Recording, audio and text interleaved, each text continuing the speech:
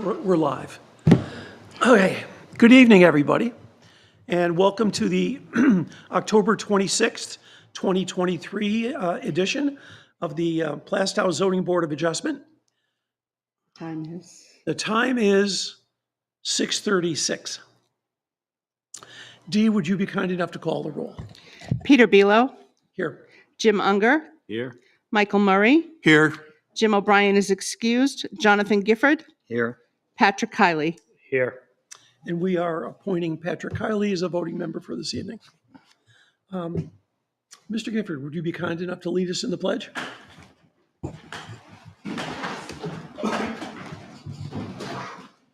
Allegiance to the flag of the United States of America and to the republic for which it stands, one nation, under God, indivisible, with liberty and justice for all.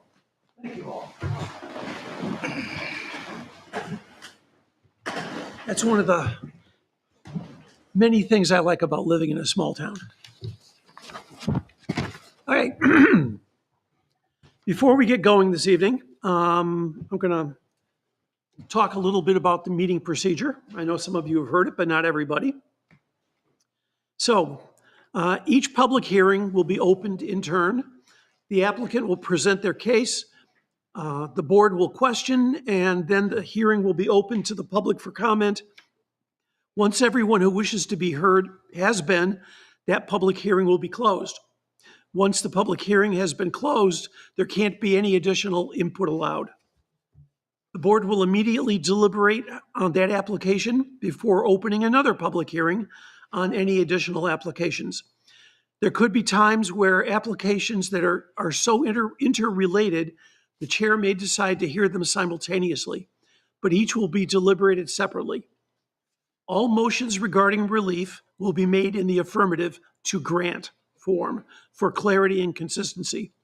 The format of the motion should not be considered indicative of how any member, including the maker of the motion or the second of the motion, might vote. Written notices of decision will be sent to the applicant and made available for public viewing within 5 business days. Per the New Hampshire RSAs or laws, if any party of standing feels that the board has erred in their decision, they have 30 days to request a rehearing. No permits will be issued within this 30-day period. The board reserves the right to continue their deliberations on any matter if they feel the need to consult with legal counsel. All decisions will be made in accordance with New Hampshire RSAs. I'm not going to read the part about less than a 5-member board because we have a 5-member board. I will mention about continuation of a public hearing. You don't have to because you don't have one. That's there, so you have the right language to continue. Okay, fine. I won't mention that. I'm good. First and foremost, let's take a look at the minutes from the September 28th meeting. Did everybody have a chance to read them? Yes. Are there any comments? John, did you have an opportunity to read them? did. Specifically the Spinney Ave? I did. Thank you. Thank you. And I do want to know, for such a lengthy set of minutes, I think he did an outstanding job capturing that meeting. I don't think I could have done this, even if I had done it gone through 4 or 5 times. So thank you. Would you call the roll? I need a motion, Oh, please. motion, please. Yeah, I move that we accept the minutes of the Zoning Board of Adjustment for the meeting of September 28th, 2023. Second. Thank you. Peter Belo, Yes. Jim Unger, Yes. Michael Murray, Yes. Patrick Kiley, Yes. Jonathan Gifford. Yes. Your vote is 5-0-0. Okay, thank you for that. And let's call the first hearing then. Continued from August 31st and September 28th, 2023, case number 23-12, a request from Barbara J. Breyer for a variance from Article 3, Section 220-17.6 to allow the temporary use of a camper as living space, which is not permitted by zoning. for purpose of healing a broken back peacefully. The property is located at 14 Spinney Ave, tax map 38, lot 15, in the MDR zoning district. The applicant is the property owner of record. Would you care to come down? And all I can suggest is try to speak into the microphone. Into the microphone? Yeah, these microphones are not all that sensitive. That microphone? The one that's on the boom. Got it. Okay. Is that better? All right. My name's Melissa Burley, and I actually represent Ms. Breyer in her case with the Superior Court. Okay. I'm sorry, I'm really going to have to ask that you direct into the microphone. It's not for volume, it's so it goes out of over the cable broadcast and is clear on the video. No problem. But if I could get a spelling on the last name too, that would be great. Burleigh.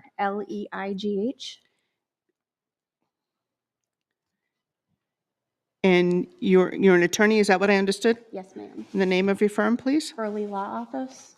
in Thank you. Kingston. I'm sorry, you said in Kingston? Yes, ma'am. Thank you. You're welcome. So my intent, Do we have a letter or something from the owner saying you can represent her? I do not have a letter for Ms. Burley, but I do have one for Ms. Ryan, who is here also. Okay. So I assume you can say that She can speak for us. Okay. Yes, thank you. just want to make, That's cross, okay. cross the i's and dot the t's. I appreciate that. Okay. Are we good now, though? Yeah. Okay, so my intent tonight was just to confirm with you that we have submitted an agreement, and you may already know this, I'm not sure, through the Superior Court. And my agreement was entered into with your town council. And we have a list of dates by which Ms. Breyer has to comply with certain things in order to build her ADU. Okay. This is, by the way, I think I can speak for the whole board. This is totally new to us. Okay, well, all right. So I did not print a copy for you, assuming that you already had it, but I have my copy, and I'm very happy to send you a copy if necessary. You're going to have to leave that with me. I can do that too. Okay. I have little check marks and like highlights, but that was for my notes, and I don't mind if you have Check it. marks are fine. No Okay. smiley faces though. No, but sometimes I do that. Okay. So this agreement was entered into and approved by Judge Schulman back on, let me get the date here for you. September 8th, 2023. Okay. And part of the agreement was that Ms. Breyer shall remove all junk assorted debris within 2 weeks of the date of the order, which she complied with, and I. I'm sorry, I'm having trouble hearing you. Oh, I'm sorry, is that better? Would you like A me little- to speak a project little louder bit and more? towards the I just don't microphone. want you to feel like I'm yelling at you. Yeah, no, so that's I'd part of rather the have you problem. yelling. Okay. They're used Hear to me you. yelling at them. All right. I'm used to Problem you being have yelled is at. You've got at least two old men on this board who have a little bit of hearing loss. All right, so So as long as you don't feel like I'm yelling, I will project that's more. fine. we're good. So she was supposed to remove assorted debris within 2 weeks of this, which she did comply with, and I sent pictures to your town council. From there, she had another 2 weeks, no later than September 22nd, to remove a storage container that was on the property. That was removed. And then from there, she had to provide she had to receive the building permit for the new shed that was going on, which was issued by the town. And since then, she has her unit, the storage unit on the property. Excuse me, is that for the ADU? Well, this was part of the agreement. We're going to get into the ADU shortly, but Okay, this was all but it's- wrapped into the agreement, which Okay. makes it a little bit more sticky. So I thought I would just clarify for Okay. you. So all of the debris that was mandated to be removed, to my knowledge, has been removed. There is a tractor and what was the lawnmower that have not been put into the storage shed yet, but that's because she's going to be building a ramp so that it can get up into the shed. She has had her septic system renovated. There's a pile of loam there, but that's going to be spread in hydroseed. So that brings us into the ADU, because I guess all of this property was a problem, including the camper. The camper has been on the property. Everything around it, to my knowledge, has been cleared. And as part of this agreement, she needs to get an extension for this camper to stay on the property for her daughter to stay in temporarily while she builds the ADU. And if the variance is approved, Ms. Breyer will have to apply for a building permit for construction from the town, and she has to do that on or before December 1st, 2023. So this camper is not intended to stay there permanently. That's not her intention. And then we have conditions in here. If she doesn't comply with certain things, what happens at that point? So this is kind of a checklist of things, given the fact that we need to wait on the town for certain things and we need to wait for dates for certain things. And it kind of takes into account her finances to try to give her time to be able to do this. So she is respectfully requesting an extension of allowing her to keep the camper on the property for her daughter for the moment while she continues to try to resurrect or construct this building. And that was why I am here. I don't know what any input you might have. We, if you have more questions from last time we were here, that's fine. I guess going back to the last meeting, I guess I'd like a sense of how long these other people have been living in that trailer already.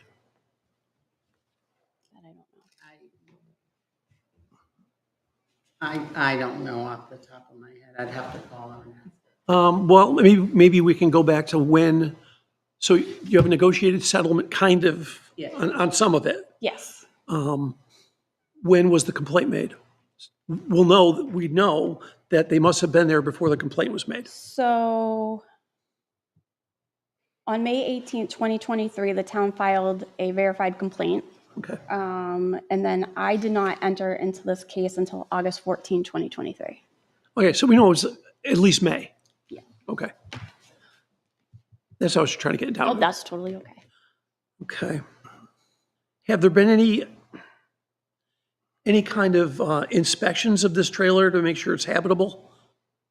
Yes, and you should, on last meeting I was here,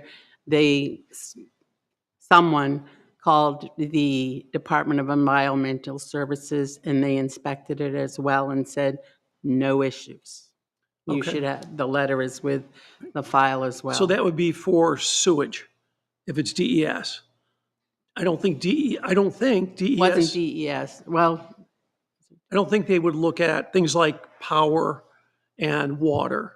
all would of be- that is the electric company permitted and hooked it up temporarily to the house. It's all permitted. Okay. Okay, I understand. Is there anything else you want to read about this?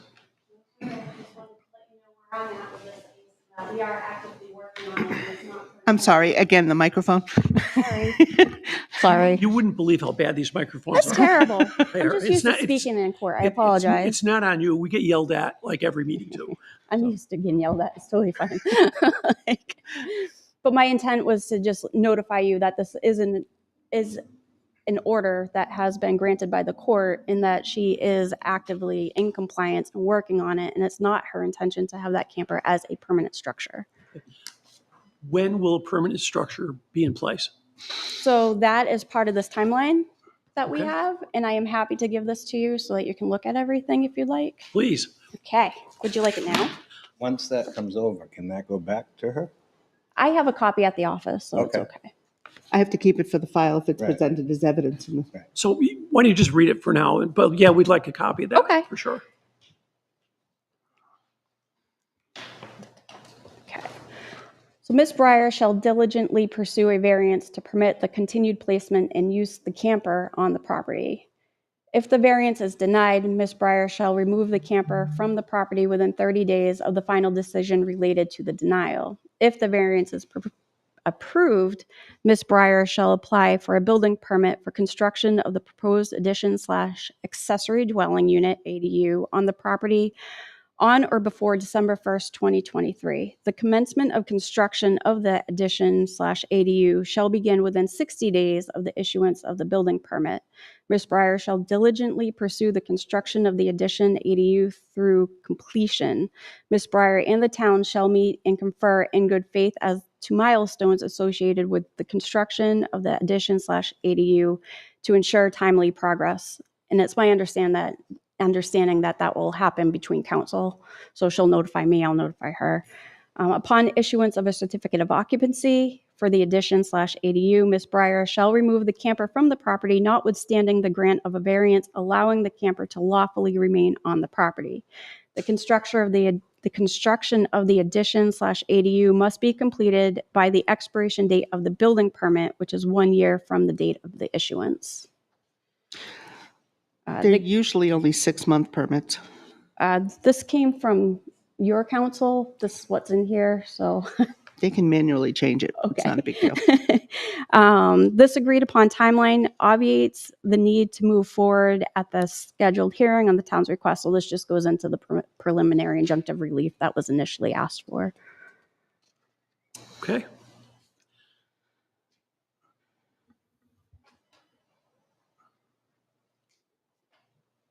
Anyone have initial questions there? So they're actually talking about the physical removal of the camper? Because originally in the paperwork, it was said the camper could stay there anyways because they own it. So the agreement was notwithstanding the grant of a variance allowing the camper to lawfully remain on the property. So if there's a reason for it to stay, that's lawful, it can stay, but if not, then it has to be removed. Okay, all right. Let's understand that. So we're looking at next December-ish is the request. So the timeline that the permit gives us for building is a year. So a year? Yes, at most. I'm kind of looking at a not to exceed. Oh, yes, we do not That's a want to not to exceed a exceed. year. Okay. Right, okay. Is there a realistic time frame in which the building would be completed that you have any inclination of understanding? It's step by step. So again, everything, what has been happening has been, we apply for a building permit, we get it on the 30th day. So we can't move forward with things until we have obviously building permits and stuff. And we're not going to pay to have something done if we're denied. Obviously, like with the septic, we had to wait for all of that. Right.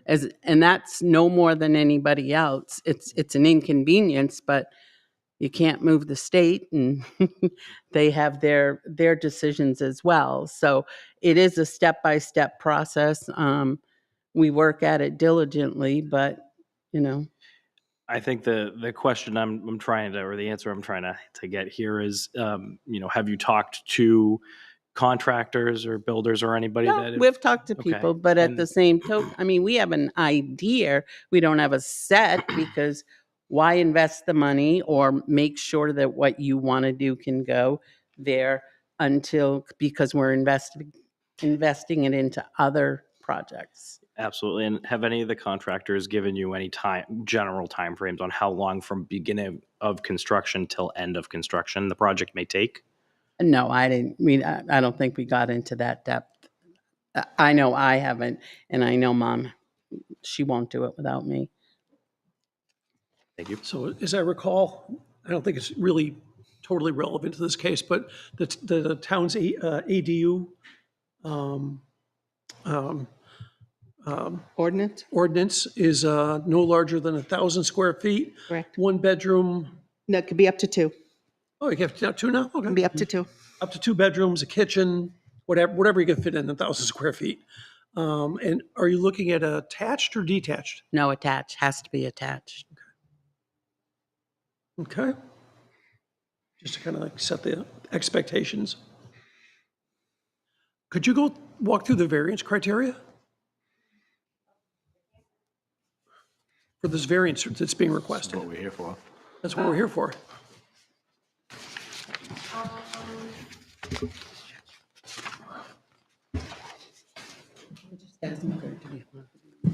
Oh, okay. So I actually really don't that have your simple. criteria in front of me. Would you like a copy of the application? Sure would, thank you. I just need it back, please. Sure.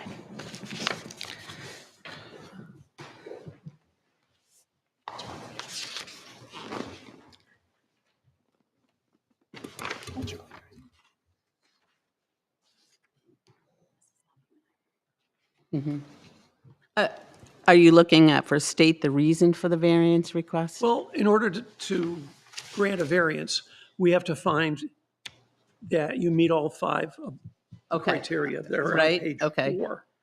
It is in no way, is it interfering with anyone else's property? I'm sorry, could you read the question and the answer together? Sorry. Just so I can make sure that I'm getting in the right order. The proposed variance will not be contrary to the public interest because it is in no way interfering with anyone else's property. And my description of that is because it's well into the buffing zones of everything. 2, the spirit and the intent of the ordinance is preserved because neatly placed in groom also will be on the property. Okay? 3, there is substantial justice in granting the variance because any loss to the individual that is not outweighed by a gain to the general public is an injustice. And mom's response is, my daughter is facing a medical hardship. She can't do stairs. The camper is her escape. She has lost her job over all of this, has a broken back. We now have a December 18th date for her back surgery. And originally she was burnt out of her house. So that is why she was, I think we gave you all that before. Yep.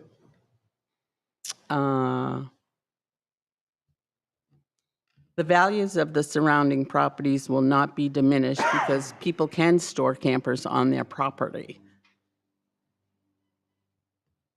5, literal enforcement of the provisions of the ordinance would result in an unnecessary hardship.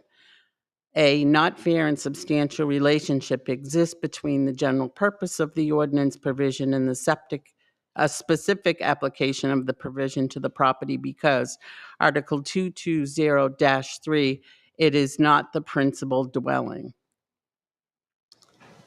B, the proposed use is a reasonable one because it is a medical, it is a medical necessity and only temporary. Do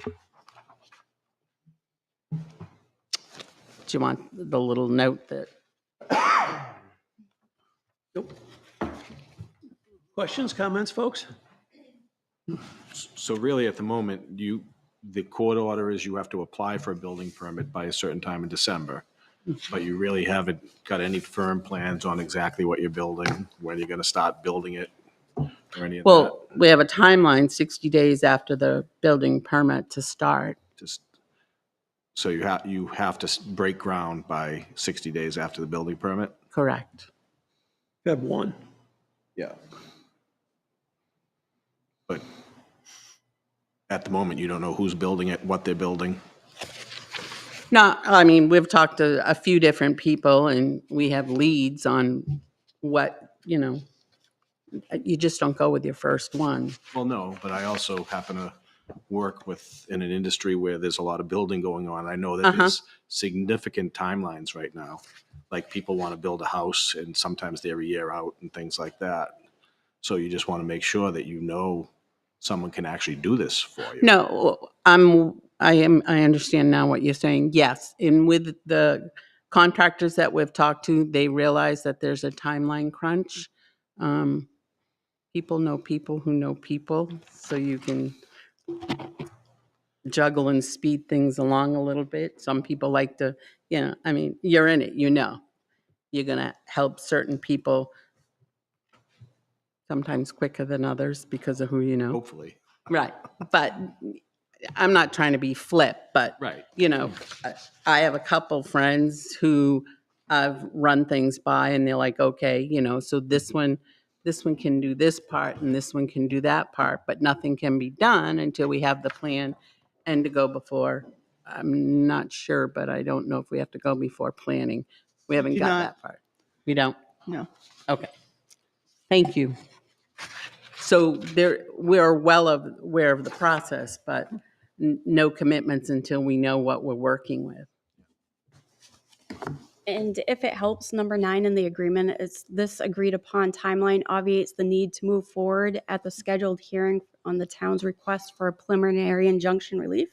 Notwithstanding, the town reserves the right to request a hearing to enforce the stayed penalties and fines provided a final resolution is not reached between the parties, or should Ms. Breyer fail to adhere to the compliance schedule set forth herein. So there is a way for the town to move this forward should there be noncompliance. Sure. Okay. John, anything? No, I think everything's laid out. If the only issue is that it's a visual thing for a camper, the camper stays on everybody's property as a storage. It's just, right now, it's being as temporary housing. If the code enforcement officer is okay with the electric, okay with the plumbing, and okay with the septic,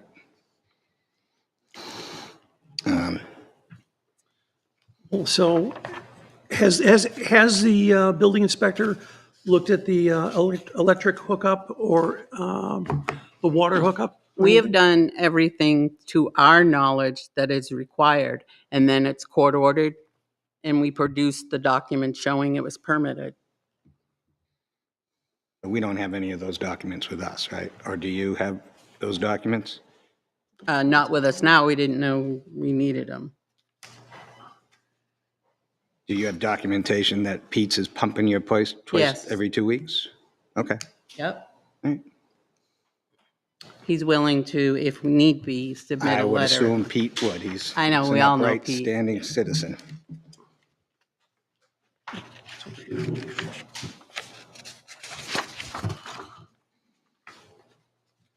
Just bear with me for a second, please.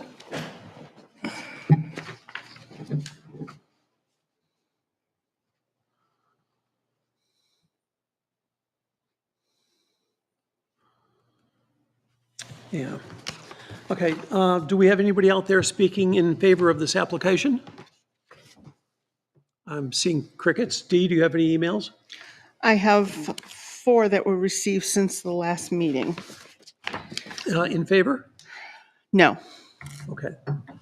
Do we have anybody speaking against? I'll go to the emails first.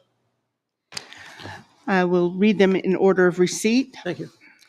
Good afternoon. This email is in regards to hearing 23-12, which is noted to be this hearing. I am writing it as a concerned resident for the zoning variance being requested by the homeowner at 14 Spinney Ave. The variance should not be approved. If approved, this will negatively impact many other Plastow residents. I live in a neighborhood with plots similar to this. If we allow variances that are tremendous negative impacts to our neighbors, we will be ruining the beautiful homes and yards many of us have chosen to raise our families in. For health, safety, and quality of life of all Plastow residents, this cannot be approved. Signed, thank you, Rebecca Calloway, 8 Greystone Ave, Plastow. The next one, October 19th. I understand there continues to be a debate on a variance for allowing a non-temporary residence in a trailer on a property on Spinney Ave. As a Plastow resident, I urge you to deny this request as it meets none of the factors for consideration of exception and in fact poses serious health and safety risk. There has already been a fire risking the abutters due to an unpermitted kitchen in a shed, as the property owners show a lack of regard for safety and regulations. I also understand that there are regular fires, outdoor fires by the people living in the trailer, which the fire department has been called about many times. It is unfair for the tax-paying residents of this town to vote on certain restrictions, all to be ignored. It is even more unjust for abutters to have rodent issues, safety issues, decreased property values, and an infringement on the enjoyment of their own use of their own property. There are many RV parks and mobile home parks far more suitable for this option. I ask that you deny this request and enforce the removal and cleanup immediately. Thank you, Pamela Bodie, Forest Street, Plastow. From where? Forest Street, Okay, so this is nowhere near a butter. Okay, Forest Street. yeah. October 19th, to whom it may concern, the unsanitary and unsightly conditions of this residence is concerning to myself and my husband. Our daughter attends classes at Little Joey's Learning Pad, and it seems that the neighboring house is not only a danger but a health concern. Please consider the little ones who attend class there, as well as the surrounding families. Thank you for your time. Kristen Andrews, 6 Sunview Park, Plasto. Help me with that. Where's Sunview Park? It's off of the short side of Old Agway. County, By Agway. Okay. next to Tewksbury. Okay, yep. Just don't get down that way often. Sorry. Received today, October 26th, Patrick Simpson, Amanda Simpson, 10 Timber Lane Road, Plasto, to the zoning board regarding hearing number 23-12. As a property owner in the town of Plasto, it disheartens me to see that some people can try and utilize loopholes and get past town ordinances.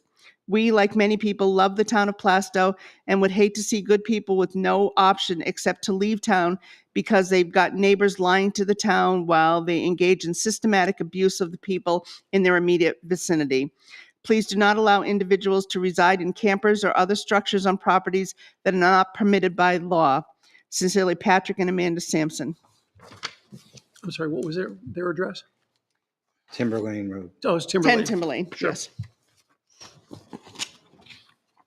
Hey, do we have anybody here speaking against? And please come up to the microphones.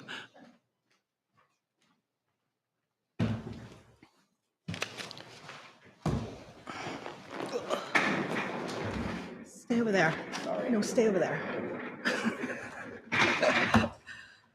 Please don't talk. And just for the record again, you folks are? Yep, Michelle Frangello, 17 Chandler. David Tiberio, 17 Chandler. Okay. So here we are again to discuss the variance. I can't believe I'm still talking about this property. When I asked the town to address the situation back in 2019, I never thought that I would still be sitting here in 2023. As I mentioned in the previous meeting, this has been ongoing for Can multiple I just years. ask you to speak a little slower? Sure. Thank you. This has been ongoing for multiple years with multiple violations. There has been non-compliance issues. The occupants of this property on multiple occasions have ignored the town's request letters and the laws to comply, ultimately having the town attorney need to be involved. There have been many neighbor complaints, not only to the code officer regarding the zoning issues, but also to the fire department regarding safety issues. It was my understanding that you guys were going to have or have reviewed all of the stuff that's been going on over the last year. That's why we continued it. We asked for that. Subsequent to that, I decided for myself not to review it. Well, wasn't that We're really looking at this variance and only, and not past issues with Okay. the place. I was just trying to understand why we continued it.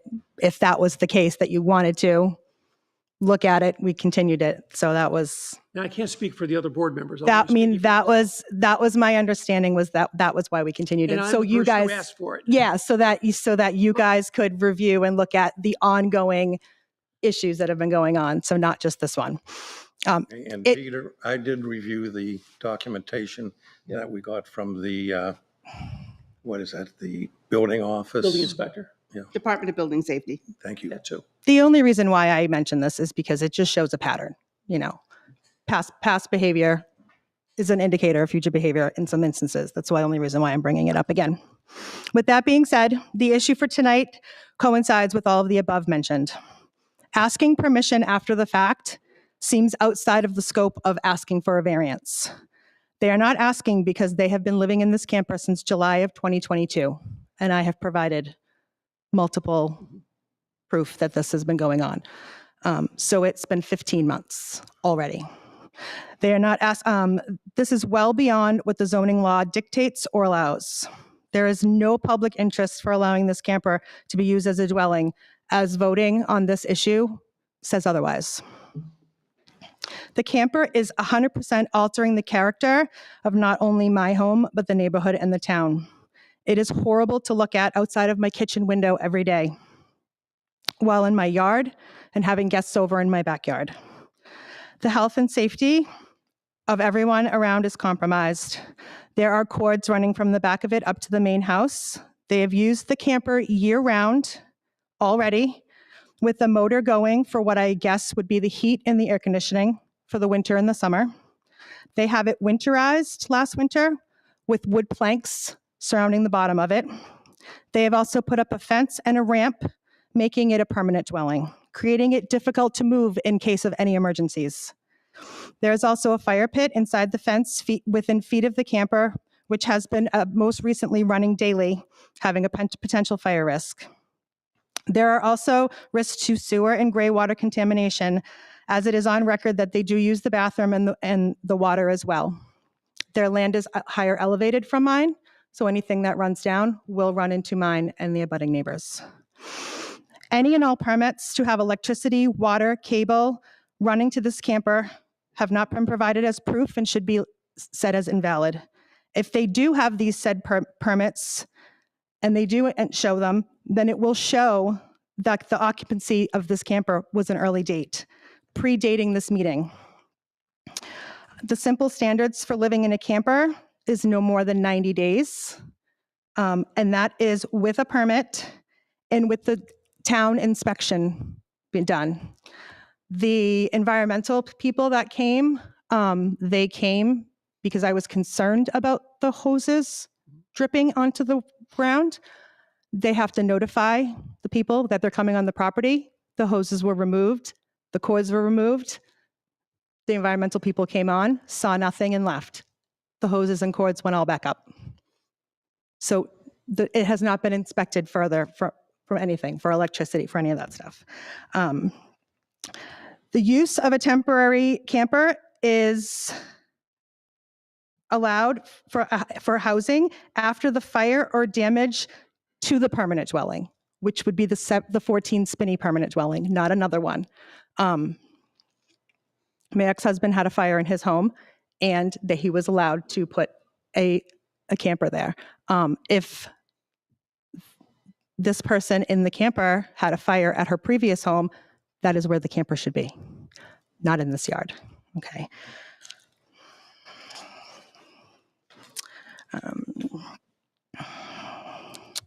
Let's see. So the general public will not gain from this variance. It's quite the contrary. The value of the surrounding properties will suffer. People might want to sell their homes tomorrow, next week, the week after. Somebody might want to build something in this neighborhood, and it is depreciating the value and will continue to do so.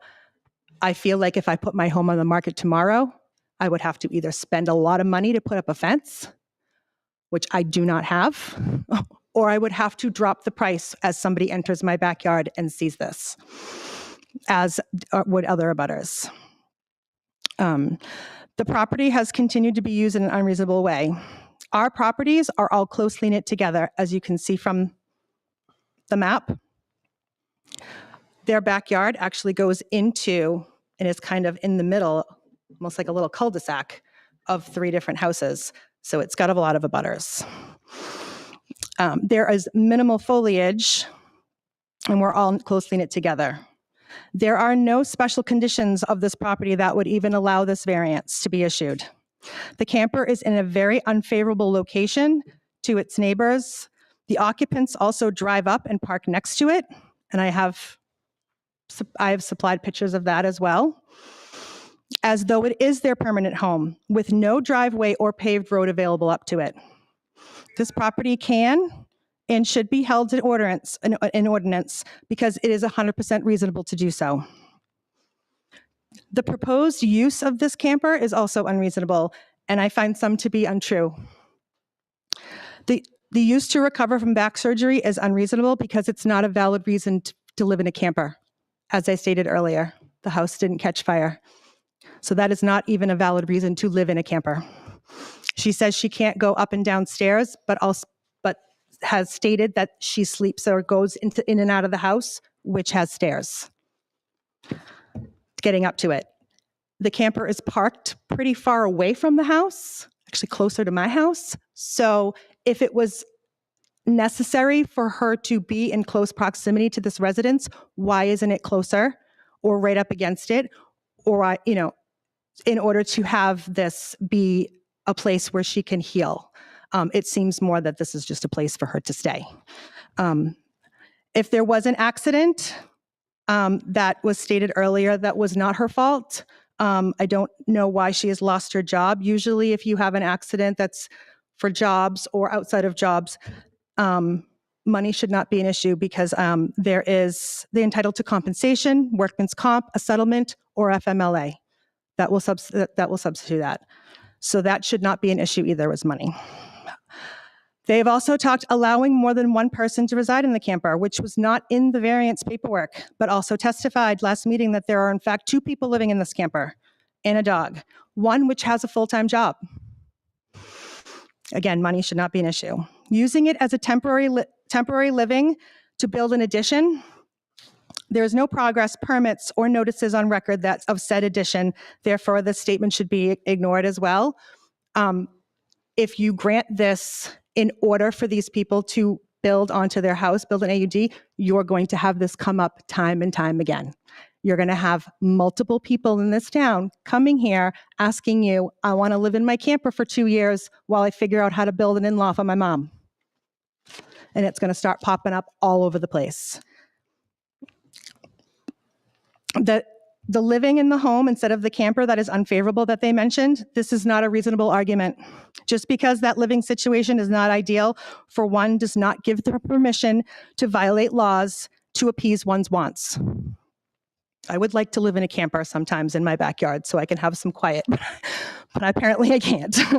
Not only are all these criteria not being met, all of them, for the last 15 months, this camper has been used as an accessory dwelling, bypassing all ordinances, permits, inspection, fees, and taxes. To enable this to continue is a disservice to the town, community, and our neighborhood. We oppose the use of a non-family member and a non-town resident representing this property at the last meeting and now this one. I also know that that is untrue. So I oppose that greatly. Who stated that she was family, but is not. We question and reject this variance to which none of the residents of this property have even attended this meeting. Not the ones living in the camper. Or members of the town. Not the ones living in the home. Okay, so if it's really that important, if it was this important to me to have my son live in this camper, I mean, granted, I understand that some people can't make it here. I do get that. But I would have at least sent my husband or I would have sent the husband of the lady living in the camper. He could have came down here. He has a full-time job. Why isn't he down here arguing for himself? Anyways, once again, so we reject that as well. We again wholeheartedly ask you to take our statement from the last meeting along with this one. Uphold the town zoning ordinances and deny this request. We also ask the board to rectify this matter swiftly before the colder months ensued to eliminate winterizing of this camper once again for the second winter. We also like you to take into consideration the feelings of the other town members and other abutters that will follow me. Mr. Belo, I think we need a recess for an emergency matter. Yes, sorry, 5-minute recess. Sure. I thought it was just us old guys.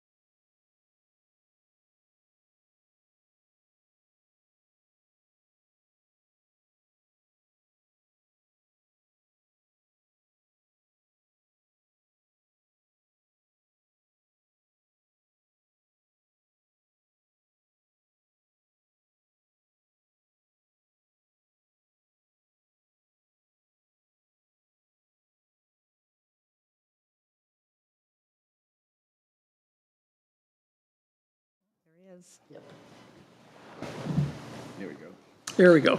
And we are back live. Thank you out there in TV land for bearing with us, or video land.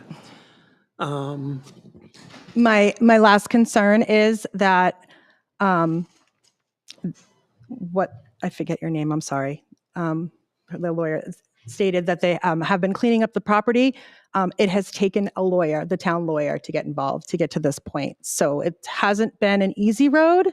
And my concern is that if you do allow, let's just say, a 30-day variance, it's going to turn into a year, and we're going to have to take more legal action to get them to comply. So that is my biggest concern, is that it's been a long road. It hasn't been an easy road.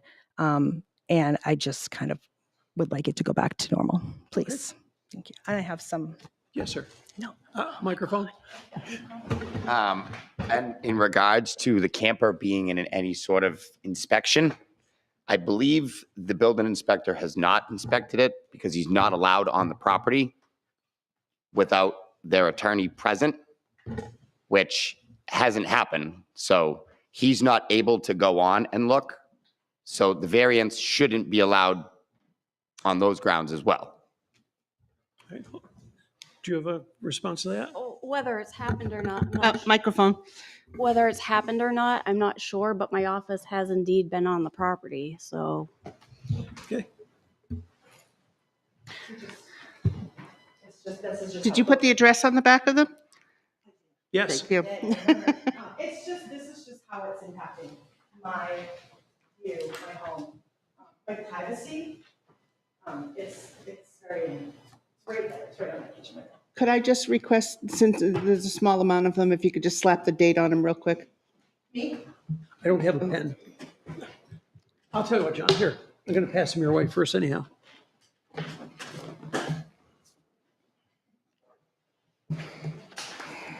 What is it, 1026? Yes, thank you.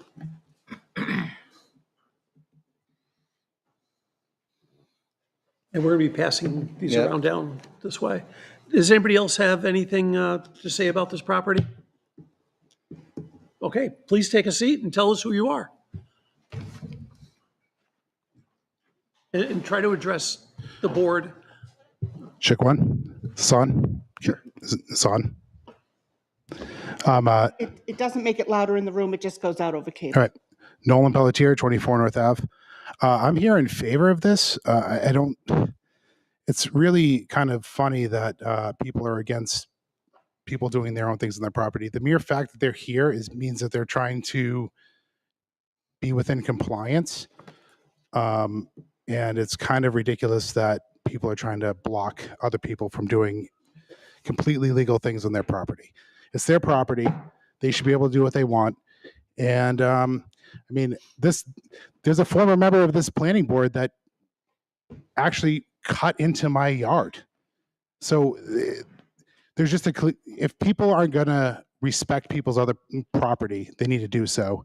And if they're here and they're willing to do stuff within compliance of, they're looking for a variance and they're going to do stuff in compliance, then you should welcome that with open arms, because that's what's going to make things happen.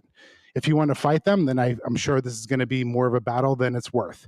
So just lay out the rules that you want them to follow. And it seems like they're willing to do so. And it seems very simple. And it seems like the town should just do that and hold them accountable to those rules and then be done with it. Thank you very much. Thank you. Thank you, Noel. Do you folks have any other questions or comments? Do we have any other? I'm sorry? Oh, does anybody else have any comments? Pro, against? We're easy? Does anybody in the audience wish to speak? Come on up to the mic. I am Dominic Ruggieri, 12 Spinney Ave and 16 Spinney Ave. Could I get a spelling on the last name, please? Leggeri. Are you one of the abutters? I am. I'm the abutter 38-14 directly to the southwestern Oh, okay. of the Yep. property. I actually kind of share a driveway with them. So I'd just like to bring up again what I brought up last time, and that is the fact that with this new dwelling on their property, they're now driving over my easement on a daily basis with multiple vehicles, construction equipment, construction vehicles, and it's not a paved situation. It's just dirt. My concern is with this continued use of an area that's not paved, that is just an easement to a septic system, is just a recipe for disaster. I understand that they still need to drive to the camper that is now in the middle of the property, and there's no other way to get there other than to drive over that easement.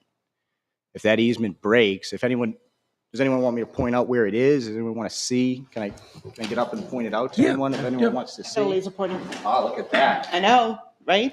Just don't aim it at an Don't airplane. Use this one. Very I'm not trying powerful. to cause any eye injuries here, so. So if you could see, No, can you Yeah, you use got this it. one? There you go. Perfect. basically, this is the driveway here, and our easement goes from this property to this little strip of land here. There's a shed right here that they just drive right over the dirt in between the shed and my property, around the shed to the back to where the camper is here.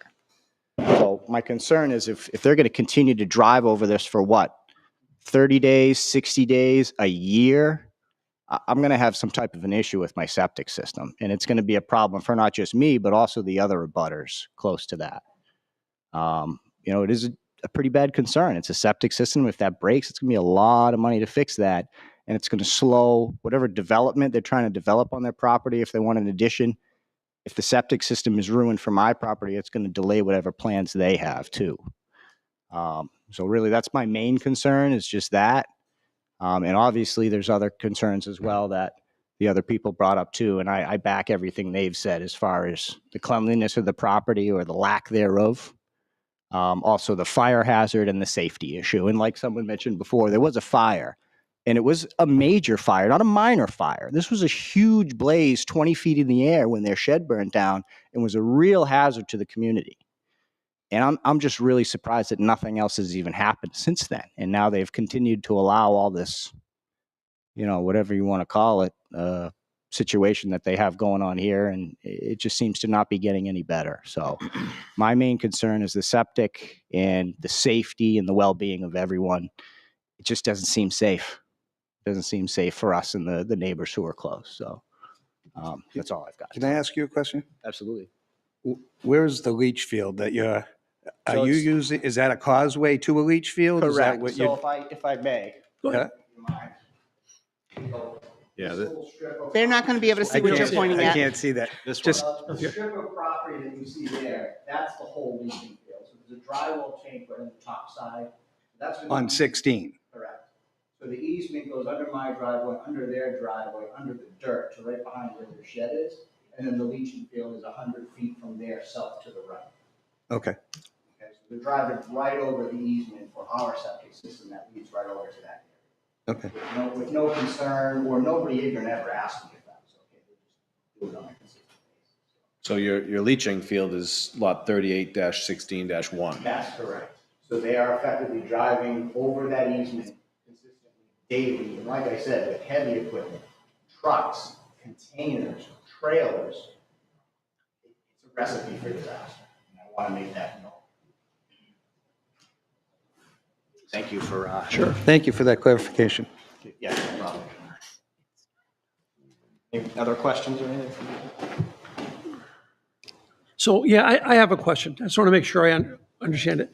So this is an easement across their property for your septic? Correct. So when these houses were built in the 20s, Massasoit did not connect to Spinney. So at one point, that was just a dead end. So the easement that went over to this other property, which goes under their property, there was no concern of cars going around that turn and connecting to the other road. That didn't exist. I believe that was built in the 50s or 60s. Okay. All right, thank you. Appreciate that. Thank you.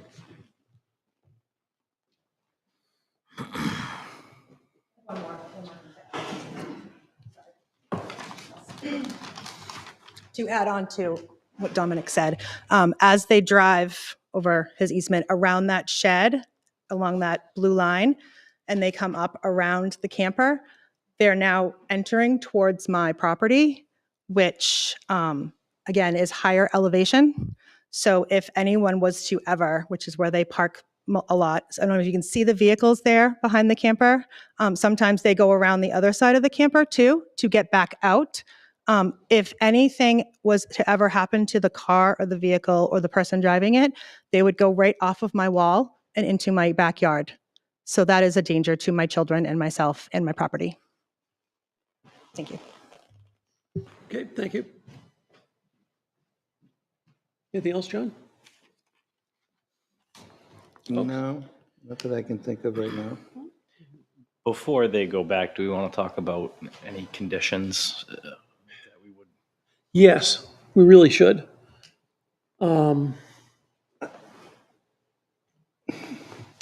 guess my thought is that the building inspector needs to have access to that property to inspect the hookups to this trailer and the safety of it, the heating system in it. Do we have 2 exits, things like that? Basically, life safety issues, just like a dwelling. Just, yes, because Heating basically, systems, exits. I think our safety officers should have unhindered access to. unhindered access, that's better So put. that's, Thank you. I understand you have your documents, but No, I understand. It's not conditional on me being there if he's afraid of that. However, I am happy to set up an appointment to meet him there at some point if that's. what happens with that is what we've heard is that that gives people an opportunity to rectify temporary situations such as, is there a gray water tank on that facility? Are you aware of one? Do you have an external gray water or an internal to the camper gray water? It's an external. How much is the capacity of that external gray water? I'd have to get you that If you're number. I pumping don't 2 know. weeks, I mean, Oh, last time you said it was the trailer tanks.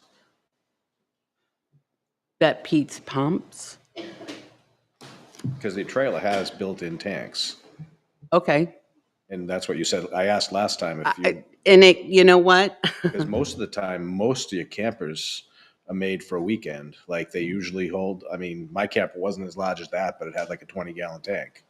Because it was made to go out for a weekend, a week at the most. I have no problem with somebody looking to see what it is. I mean, we clearly have, again, You we've have a been tank working, sitting on the ground adjacent to the trailer. when the EPA came out, they said there was no issues there. They did not notify us when they were coming. Mr. Chair, could you ask the gallery to speak, not speak out Yeah, of turn? please speak to us and not, I guess there's a lot of unknowns. well, that's, and without Rick and Patrick having access to this facility Right. unhindered, we can't answer these unknowns. She doesn't have the information. I- I would think we need to do some sourcing before we make any decisions here. And then some of these other things that are up, I mean, if they have a fire pit 10 feet from a camper, fire pits have to be at least 25 feet from a dwelling. Right. So, I mean, As a point of order, I don't think that they're aware that I'm the health officer in the town. Thank you. So just No, so you're I aware, apologize. I also have not been to the property I have not been called to the property in that capacity. And in that, I'm not working in that capacity at this point in time. Okay. so you really have no opinion at this point? As sure he has an opinion. Of course I have an He's opinion. wearing his proper hat at the moment. Yes, exactly. So, I think in looking at it, there's a bunch of conditions that were included as part of the draft motion in the packet. I would say, if we're all okay with those, just discuss it with them and see if this is something that is applicable. And this is when Mr. Charity, would you mind if I explain what Go ahead. how the conditions? Go ahead. So if there is a variance approved, right, we make a draft motion and then we vote on it. So as part of that, sometimes the board may choose to include conditions as when the variance is either approved. Obviously, if it was denied, they wouldn't carry any weight. So right now, they are listed. I'll read them to you. I'll read them slowly, and you can ask any questions as we go down. And let me add, these were based kind of on our discussion last month. Yes. So some of the dates and things might be modified from. Yes. So yeah, based on last meeting and what we all discussed. And I'll read these one by one. So one, the variance is temporarily granted due to the recognized disability of a broken back, is for their sole use, single occupant, and shall expire no later than April 1st, 2024. We can discuss the date. The camper will maintain 15-foot setbacks from the side/rear property lines and 35 feet from the front property line as required per Article 5, Establishment of Districts and District Requirements, Table 220, 321 for medium density residential zoning. I'm sorry, that's 32I. Sorry, 220-32I. The building inspector shall verify that any electrical or water connections are safe and compliant with applicable codes.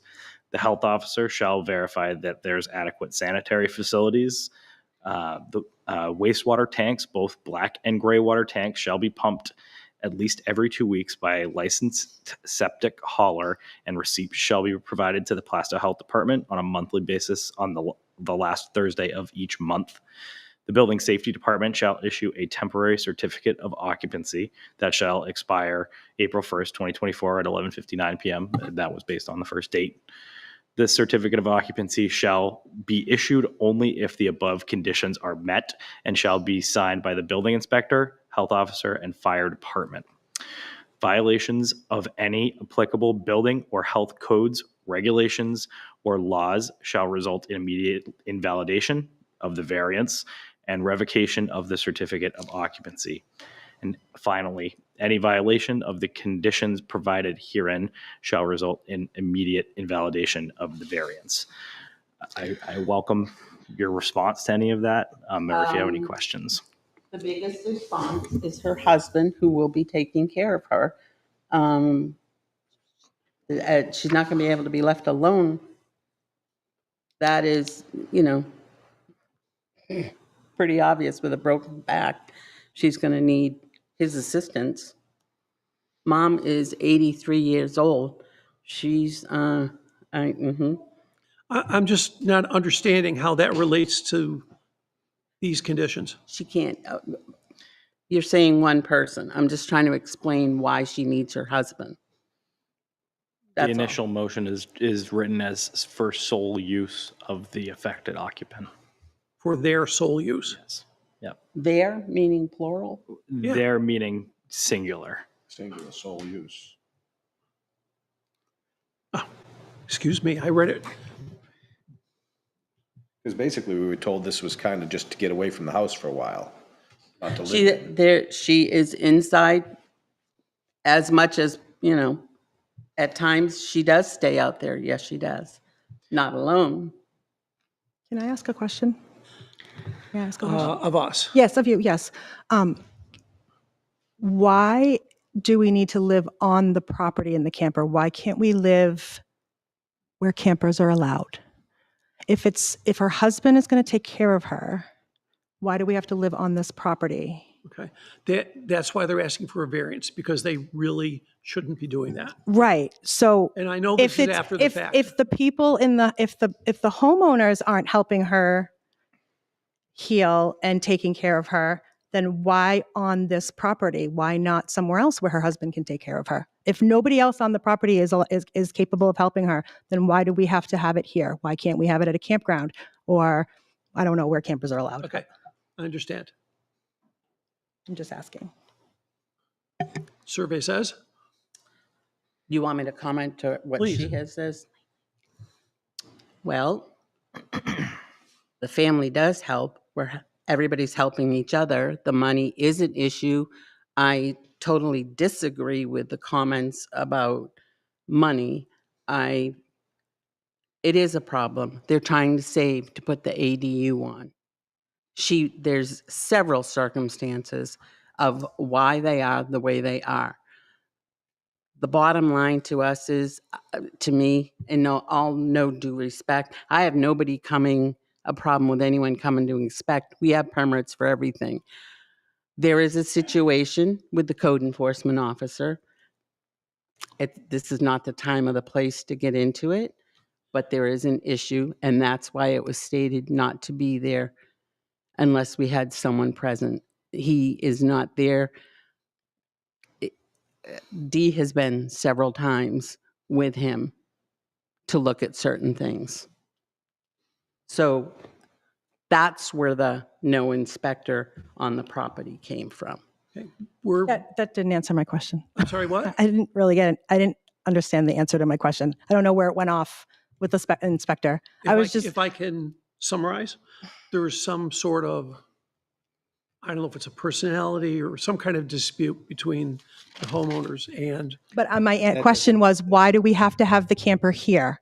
If that wasn't even on my question. The question is, why does the camper have to be here if the husband is taking care of her? They can do this. They don't have to do this on the property. And if money is an issue everywhere.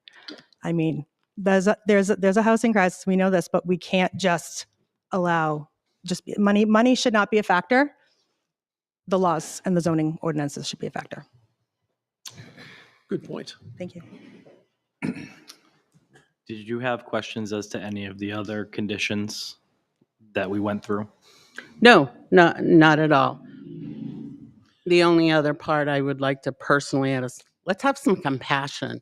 There's so much more to this story that is not privy to everybody. And that's what we're trying to stay out. We're trying to stay focused on the camper and letting him live there. And if that's a possibility that you granted, we will follow everything that we need to follow. And whether you think it wasn't said, or we avoided this, or we avoided that, there is so much circumstances. I think we're focusing on the camper, but we also have to take into account the abutters, because that's part of the whole process. Absolutely. But at the same token, we could go tit for tat. I could show you photos. We're not going back and forth with that. What we're here to do is find a way to make things compliant. And that's all And we're if that- asking. that works, We are in a or whether court. it doesn't work.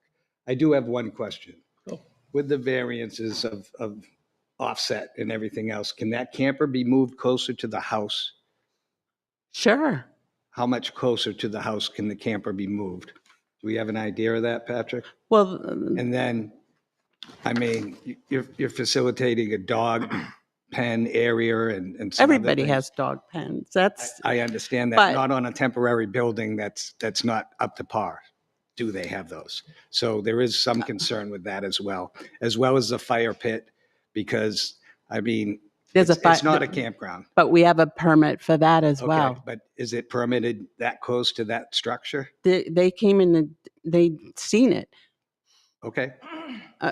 In I all don't honesty, have any of this information in front I of me. know, and I have no Wasn't here at the problem last answering meeting, it. So I'm trying to get clarification We- so I can make a judgment based on information that I need to have. We could move the camper. It would take because it's all dug up still and we're just waiting to put the final Great. correct. But this part up here, we haven't done anything with it because that's construction. So in order to balance it out, we could turn it sideways. The properties do abut completely, the whole length. So depending on which way you turn it, absolutely we could turn it. It's Well, not permanent there. I'm trying to see if there's a way to alleviate the traffic over his septic, as well as keeping the lights and frights out of their I would their like to yard. not look out my kitchen window right into the butt. So of- I'm trying to work with the abutters and work with you so that everybody Yeah. is understanding there that. is a housing shortage, understanding that the cost of rents is crazy right now, and this is a temporary structure until you get the other building up. Whether this happened for a year prior to, I'm looking at it from today going forward. Thank you. My on the easement part, when the construction company, if we comes to building stuff, they are gonna go over part of it. They could plank that area when they're doing that work. They can plank They it. have that material Okay. if they're any kind of construction company. You have to Okay. let them know there's a pipe in the ground there, and that if they crush it, they're responsible for it. And Yeah, they'll no find a kidding, way huh? To fix it. Steel plate or whatever. Yeah. A certificate of liability? Can I ask Oh. one more question? I noticed the date was April 1st. Are we going to be winterizing it again? And does that need to be inspected as well? Because there was just wood. The dates listed are under a draft format, so Yeah. they're a placeholder Okay. based on conversations that were at the last meeting. So Yeah. we'll have to discuss that. And in also, deliberation. what if that date comes and there's still no accessory dwelling? Are we going? No plans. Or no, that have been or, submitted for an or, accessory dwelling. or no plans? I believe they have a document that's signed with our attorney for a certain date. That doesn't go jive with that date Okay. because those two dates were set up by different peoples. Right. So we'll have Right. to come up with something. Right. And again, So this is it, motion was a draft motion. It was only to put it in front of us so that we can make adjustments accordingly. Yep. That's where these conversations are leading to us. mhm. So 90 days is not, you're going over the 90 days? We haven't discussed. I'm just saying permanent with what structure he at just this- read would be well over the 90 days. At that date, that would have been over 90 days.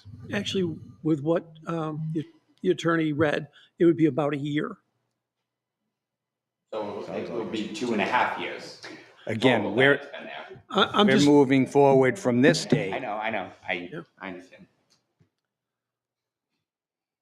we haven't waited on anything yet. Yeah, no, I'm just asking questions. No, so it's fine, it's fine. Anything else, folks?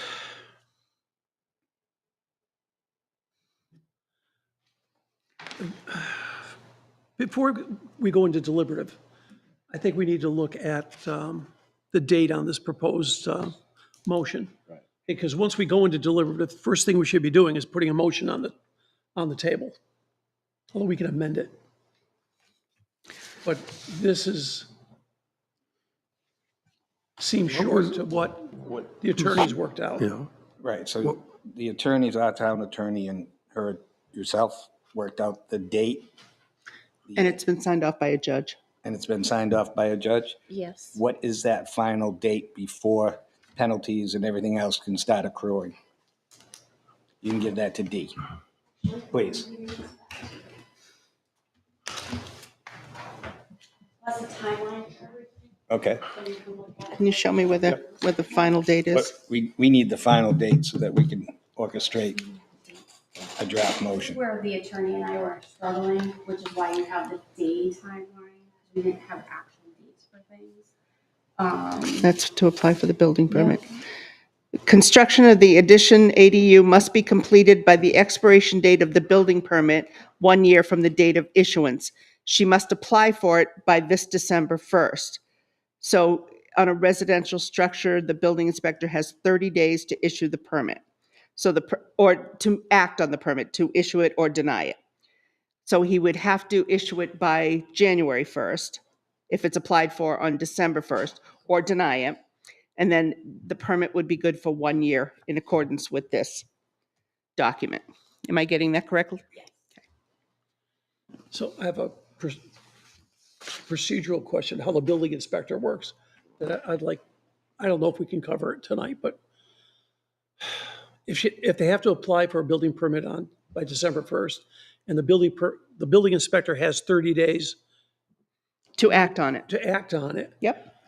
is part of the requirements of the building inspector a set of drawings? Yes. Okay, She would, in order to issue the building permit, he would have to know how the structure was going to be constructed. Right. He'd have to have all the details, the plans, because that's what he's issuing the permit for, is to build something that a plan has been submitted for. So basically, they have 5 weeks to figure out everything they're doing. Well, they'd have, in order to submit by December 1st, yes. So it sounds like they're not even close to that by what we were discussing. But if any of these do This- not come through completion. Then by there the are penalties timelines. outlined There are in this. Penalties outlined, and so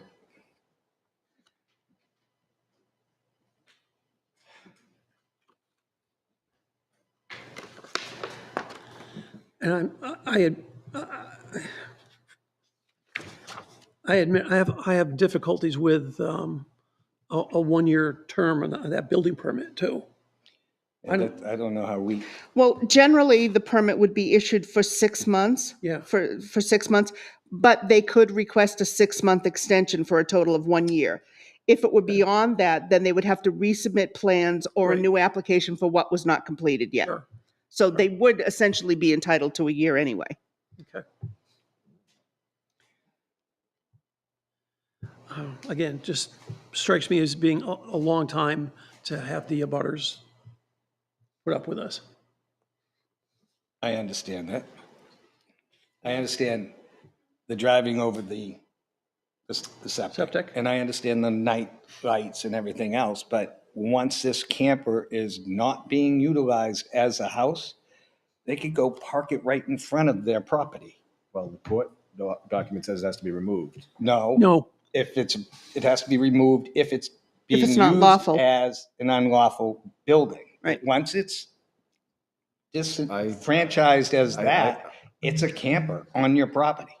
So the camper is not going to go away, just so that you know that. I understand. I don't, Okay. but I know that there's people in it. I don't privacy. I understand where you're coming from. I'm Yeah. trying to, Yeah. part of our job as a quasi I understand. judicial is to make all the pieces of the pie I fit. understand. I understand.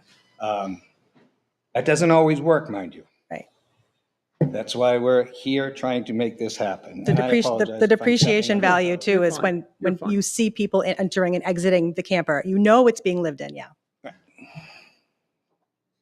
So is there a parking area that could be isolated so you're not driving over his property or his sub-ground property for those vehicles? And if you're not the person that can answer these, you need to let us know that, because I have been understand- looking for the easement. Okay. And I've been up to the registry of deeds, and Mama's been going through all of her stuff, and we can't find it. That doesn't mean it's not there, and I don't disagree with him, but the heavy stuff I understand, but the driveways are connected, and you can't take away her driving up and down the driveway. So I'm not It's not a totally, driveway at this point. It's a dirt path. no, You no. have a driveway to a temporary residence that's not warranted. No, let me finish to Okay. explain. You're not understanding. There's a driveway here. Do you want to point it out on the map? With the laser pointer? No, I don't know how to Okay. do that thing. A little button. But it's there is the two driveways together. So if the easement goes from their property down across the driveway, they can go into the front of it, which is not a problem. They've been doing that as well. How is that? Are you trying not to do that? Because Mom's car goes up alongside the house and then theirs goes in front of the house. You can do that and that's not a problem. But is that going to keeps traffic off affect? the back of the property, right? Yes, but I thought Okay. it was in the front of the property. I thought that's I what don't he know what we're said. using for verbiage, front and back. Okay, I'm using that driveway as the entrance and that being the front of your property. right. Okay. So, and then in front of the house, there is parking for in front of the house, yes. Going behind the shed, they do not need to do. Okay. So they don't need to drive behind the shed. They don't need to drive behind the camper and park. They don't need to drive anywhere back there. Correct. Okay. Can I make another statement? I don't know if you can see on the map too. There are multiple vehicles on the property, and from time to time, there's a pretty long driveway. I mean, I can point it out for you if you'd like. That's paved, and I would say 90% of the vehicles on the property are parked on the grass, or well, the dirt, or behind the camper, or next to the camper. So they're not utilizing the driveway to park. Okay. To- Well, that is their backyard that they can park their tractors and other things on. My concerns are, can we lighten the load in the back area? and driving. Satisfy What your we're just butters. saying is there is plenty of room in the There driveway. is plenty of room in All the right. driveway, is what we were trying to say. This back and forth, Sorry. let's Okay, we're done. stop that and let's move forward with a group effort on this side and I'm not dismissing. I understand. I'm not going tit for tat on everything here. Would you be amenable to keeping your vehicles in the front and not having them drive out back? Absolutely. Okay. And I'm not saying that's an end all, wear all. I'm just trying to find a path. I don't disagree. And then until we get everything built, then we can have everything fixed. How many vehicles are involved for residents of the property? 3 vehicles. Right, so I would assume they could probably keep them closer to the dwelling. Yeah, we can keep them on the paved parking area. Well, you can't keep them on the paved part because it would line them all up. I understand, but in that front, Are all these vehicles registered? Nolan Pelletier, 24 North Ave. Are all these vehicles registered? she's nodding yes. Okay, then park them where you want. Thank you. There are more than 3. I'm sorry, there is 3 motorcycles that I'm leaving for Maine this weekend. Okay. That's not my major concern. No, My I just- concerns are, I'm trying to find, again, a path for this, all parties involved to make this happen. Otherwise, you just end up with court cases. And we really don't want to do that. Yeah, the only people who make out in court cases, no offense, is, It's, and the town's attorney. all right. Okay, so are we looking at changing this date? Or discuss that? We I can think- discuss that in non-public and make a motion to change it to whatever we think is appropriate. It Well, would be great if it could be part of the motion as opposed to an amended motion. Right. So That way we don't go back and forth with it. Fine. I suggest you switch that to 12 months after. What's the date? That, it could be January 1st? January 1st would be the last date that the application could be acted on. So January 1st, 12 days, 12 months is January 2024. January 2025 20, for the year that, 2025, yes. Sorry. Now, if they're going to have to seek I'm sorry? if they're going to have to seek an extension on the building permit, the building permit's only going to be issued for 6 months. Right, and they're going to they have to, can, but they can do the court order and manually change it to a year with the court order. That shouldn't be an issue.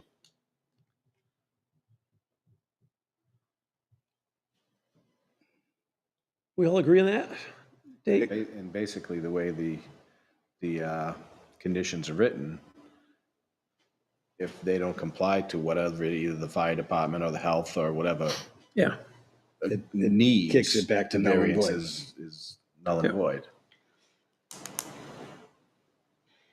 What about, just because the question was raised and I just am trying to dot all the i's here and cross the t's, the issue of the sole use? change it, well, For the sole use of,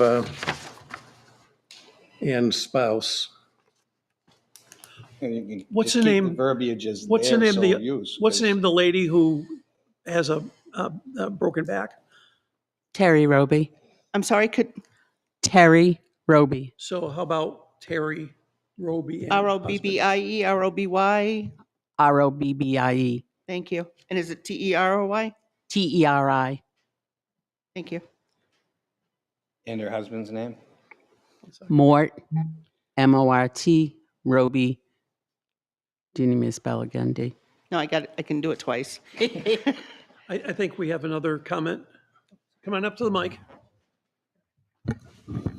So in regard, Nolan Pelletier, 24 North Ave, in regards to permitting with 6 months and then a 6 months extension, that's no different than would be accessible to any other Plastow resident, That is correct? correct. All right, thank you.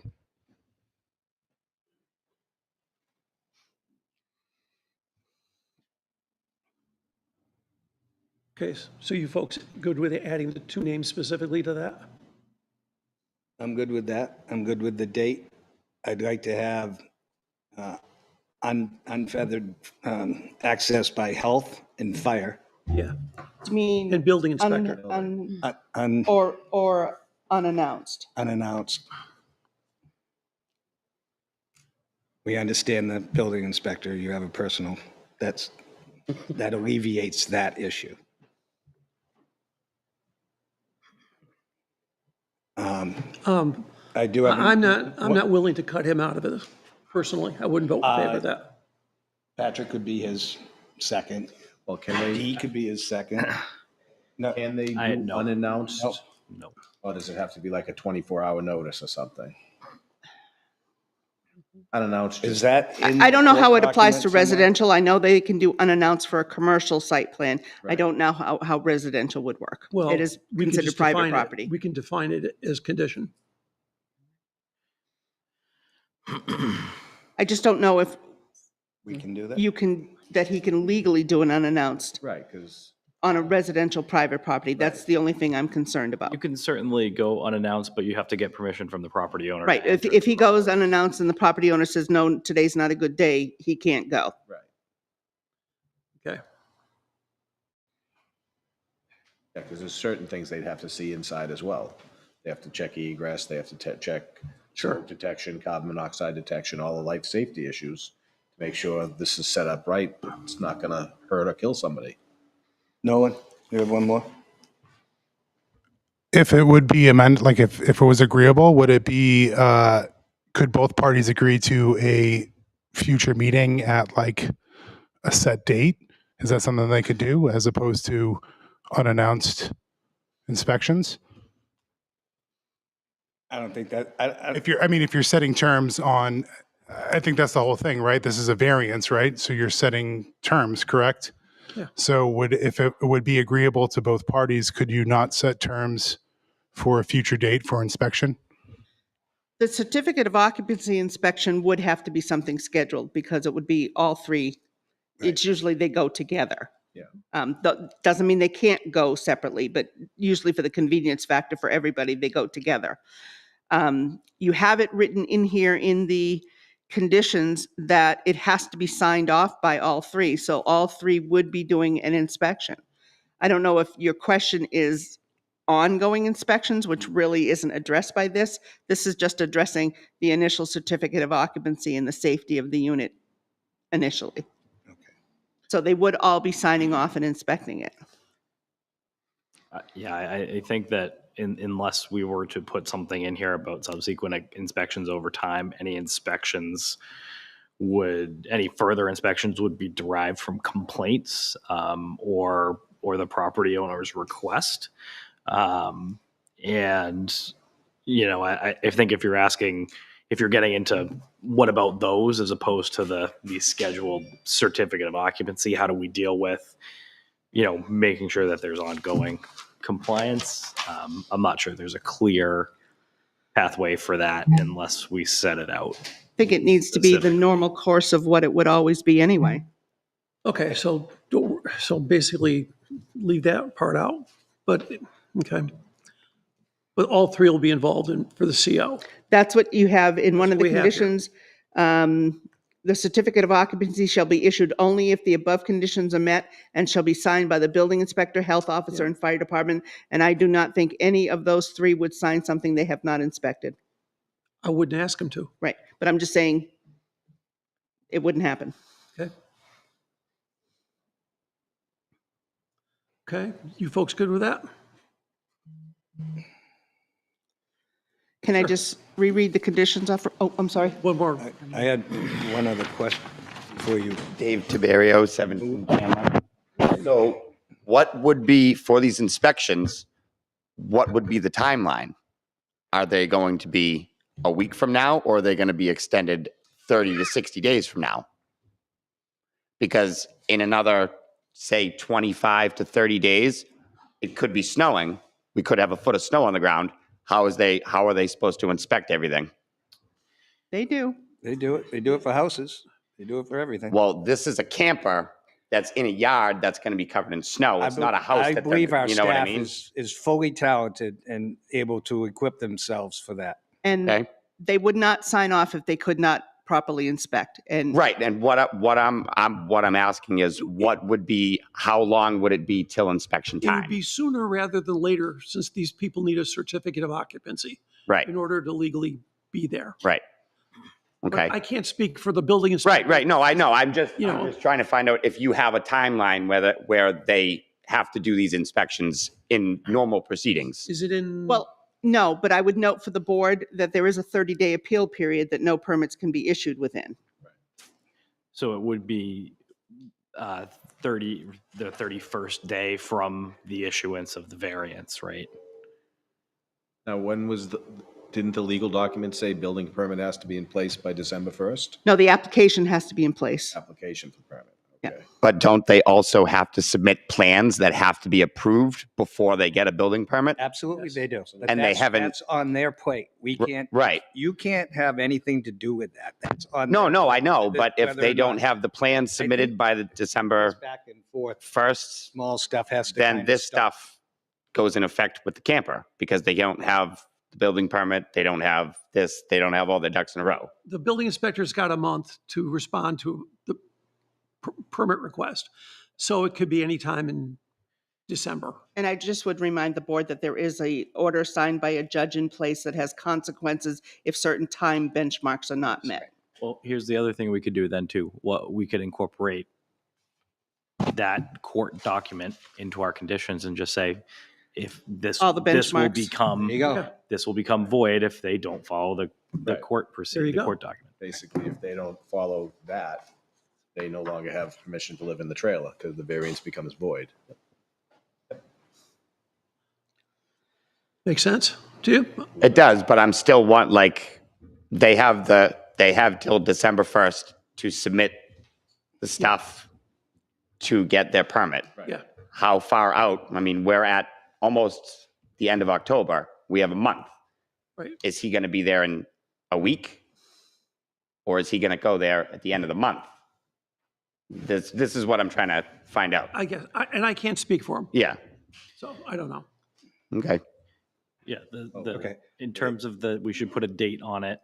Can you verify what day of the week, the 27th? They do Thursday inspections for certificates of occupancy. Oh, yeah, but I think in this situation, we would do Right, the I'm sure he earliest would- appropriate. I'm sure, I mean, next Thursday would bring us into October, so they wouldn't even have 30 days. November. Or November, I mean, sorry. They wouldn't even have 30 days to the December 1st mark. Sure. So, Yeah, so they have to get busy right. to act on their court order. But we can't, No, I know that. I'm just trying to get the dates all we can do is straight. try to make it so that they Mhm. can do what they have to do and Yep. you eventually don't have a headache anymore. Mhm. are you looking for a date? I'm sorry. Yeah, what day of the week is the 27th of November? The 27th of November is a Monday. Perfect. All right. So that occupancy inspection, because there's 31 days for an appeal process, and we aren't allowed to issue any permits in that time frame. Or the So- CO can't be issued, Right. So even if they go out there and inspect. Hold up. Yeah, sorry. Still talking. So that by doing it right, so we say usually the inspections occur on Thursday, but by saying, okay, we're going to do it as soon as possible, is that 31st day. So that would be November 27th would be when that CO would be issued for the property. Does that make Right. sense? So, I understand that your concerns about the snow and other issues, but I think that that's something that would have to be worked around by the inspectors. right. The inspectors inspect buildings in all seasons, right? So they got to do foundation inspections and everything in the snow, and it just happens. Yes, it's on the I- property I owner to understand that. shovel Usually around, they do right? They do a foundation inspection. Mhm. Everything's clear around the foundation because people are working there. I mean, I'm in a construction field myself, so I know exactly how it works. Yep. This is why I'm asking. Yeah. So Really, But, we don't have to I worry mean- about same foundation. idea would be on the owner of the property to make sure that it was ready for that inspection. Right. They want to get it done just as quickly as they can too, because otherwise they lose the privilege. So keep that in mind. Thank you. Okay. Okay, my only other question, when we're granting this or submitting a grant to it, is there any probability of moving it closer to the house so that it is less obtrusive to the neighbors? Is that something that's amicable? Would At the that put a moment, they have- Band-Aid on things or not? I don't know. I'm just asking prior to us reading this out. At the moment, they have electrical that's already in place. We've been told they may have a tank that's in place. They have permanent stairs that are in place. Okay. It's going to take effort. And additional costs. And it might be where they want to put an ADU. Good point. Okay. I like the theory. I think almost anything we do, some other neighbor's going to say, well, now I see it more. Yeah. Okay.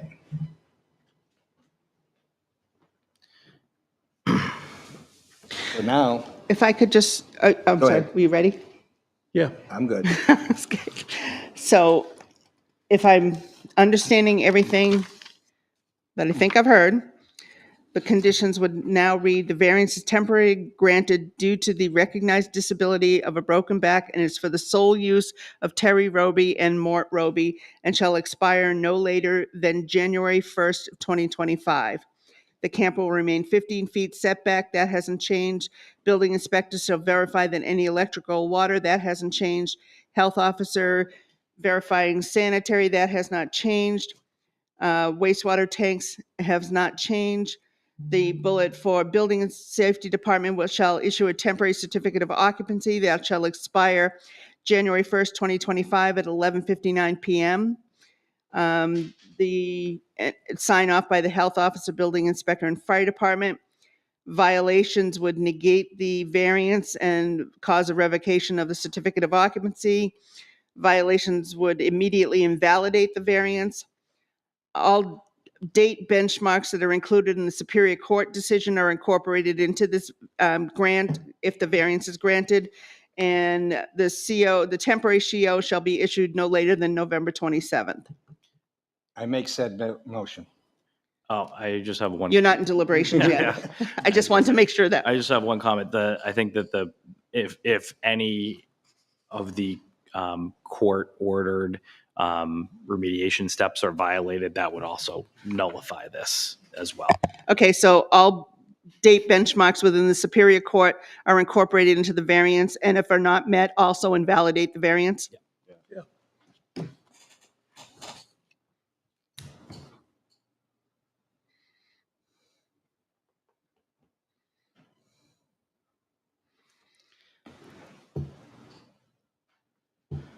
Okay.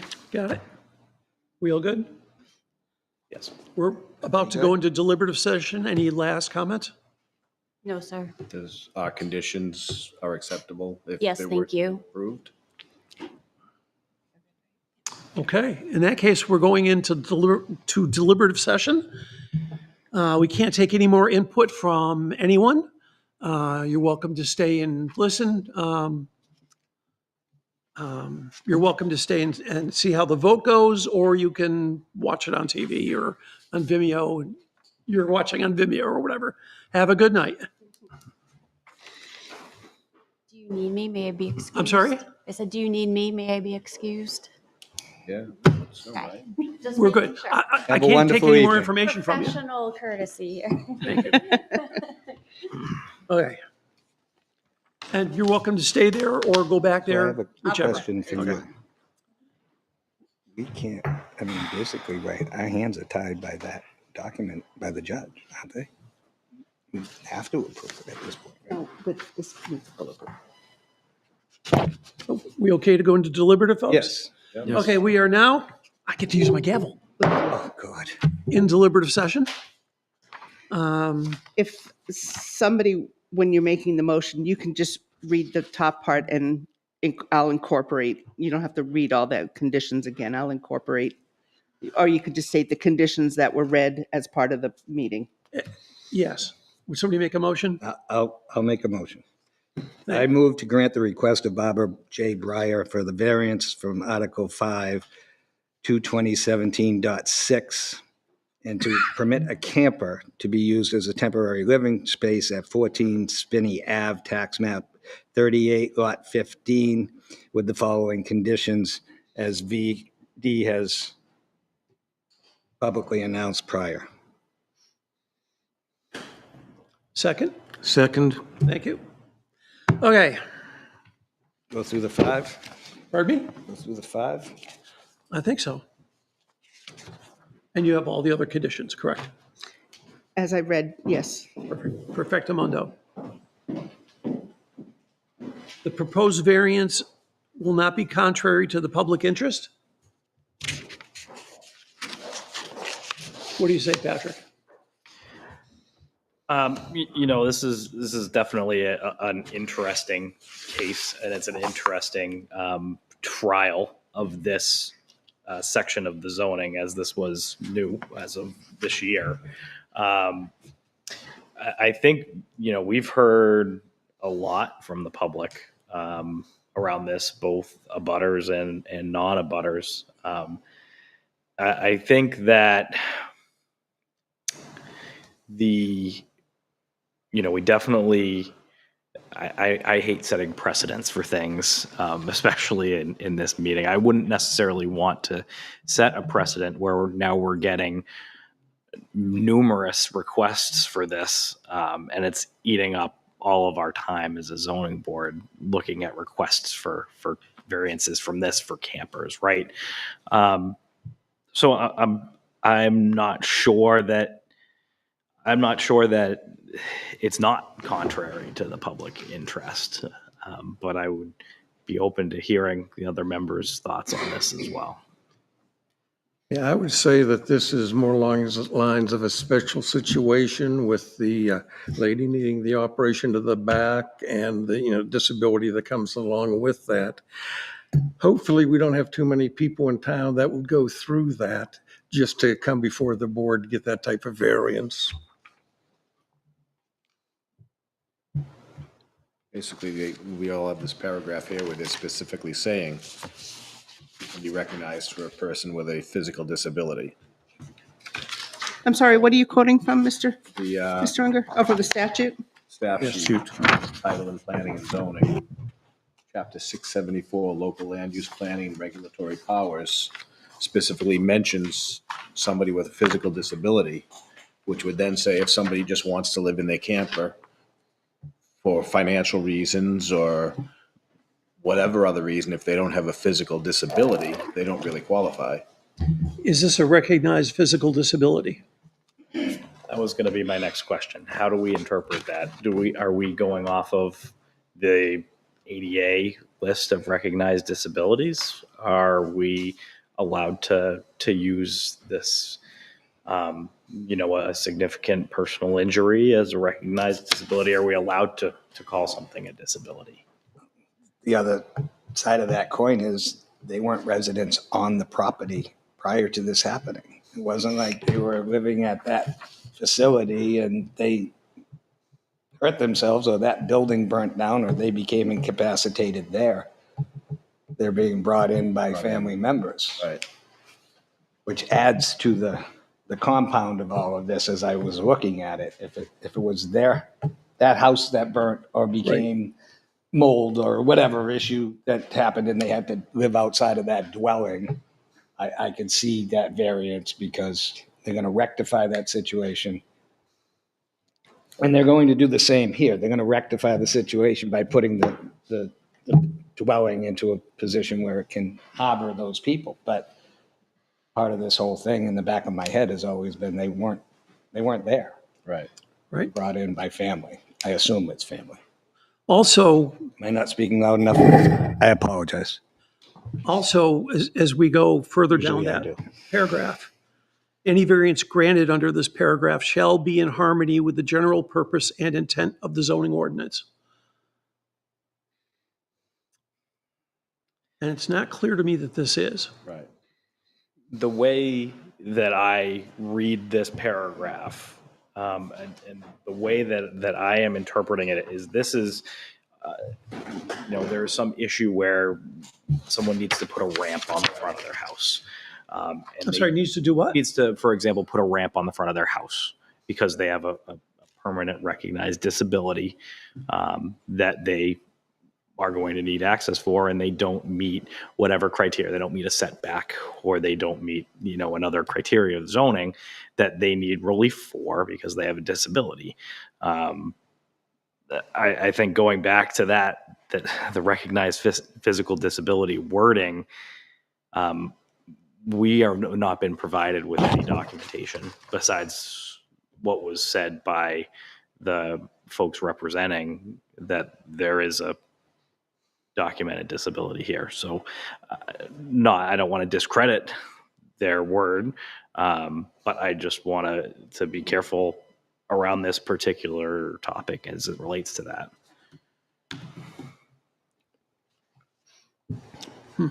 Okay.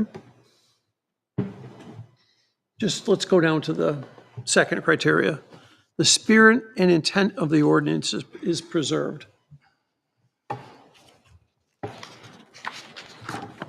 Jim, what are your thoughts on that? Well, really, I mean, the ordinance is that you don't want these trailers and stuff being lived in. It becomes kind of a issue to neighbors and others. Again, I think this might be a special case only because of the need of the family member. But at the same token, I believe they were living in it before the need arose, it sounds like. And it's been an extended amount of time. Right.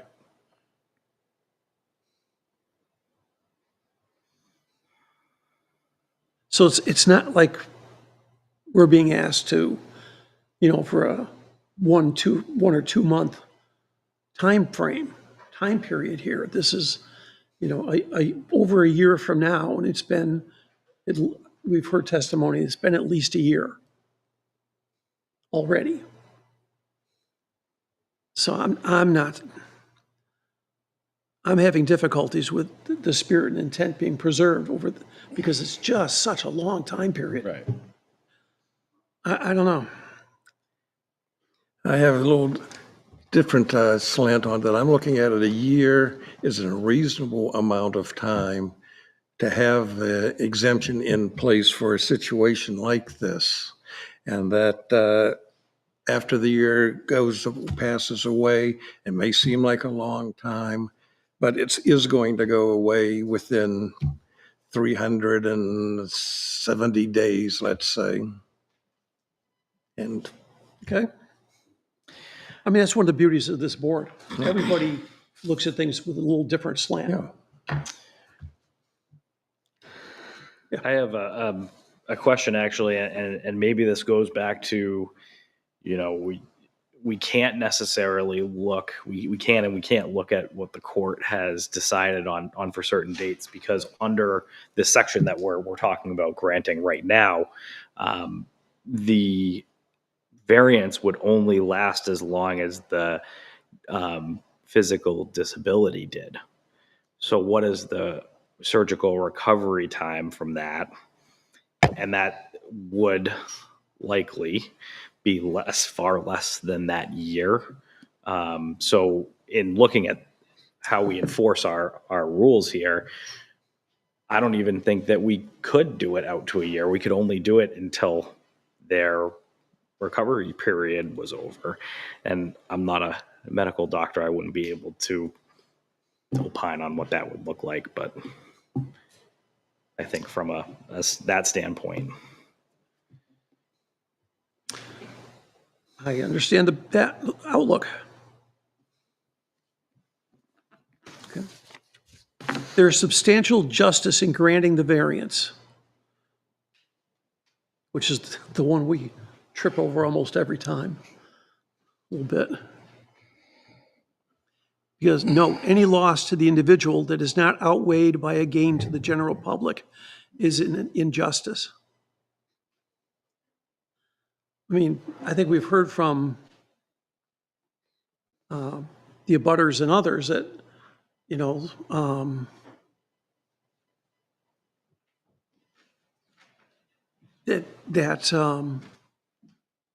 to them, there's a gain in not granting this. And it's substantial.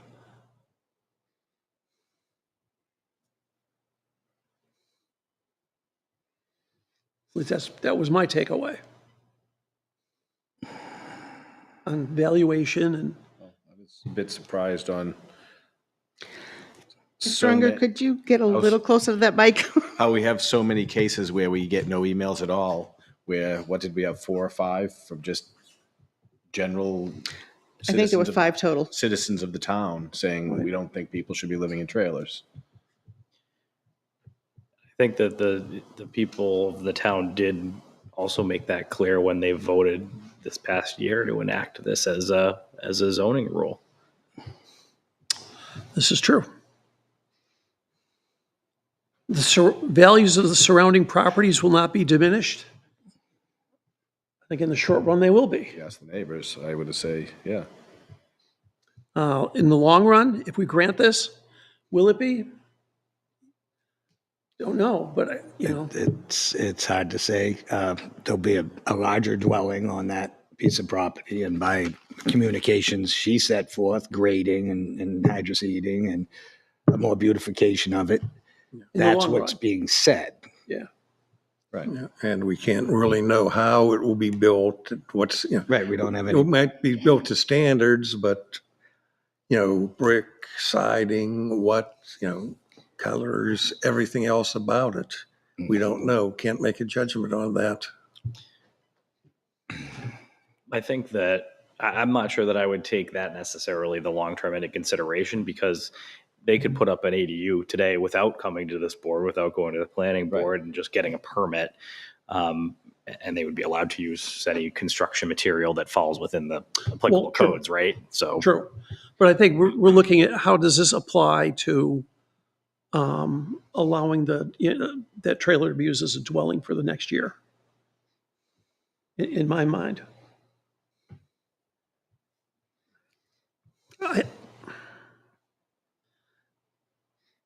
Literal enforcement of the provisions of the ordinance would result in an unnecessary hardship. And remember, hardship is something in the land. It's not a financial gain or financial issue for the owners. but in this particular case, we're exempting, or we're going around this statement because of subsection 5 here, because this is granting a variance without finding a hardship arising from the condition of the premises because of the physical disability. Right. Yeah. True.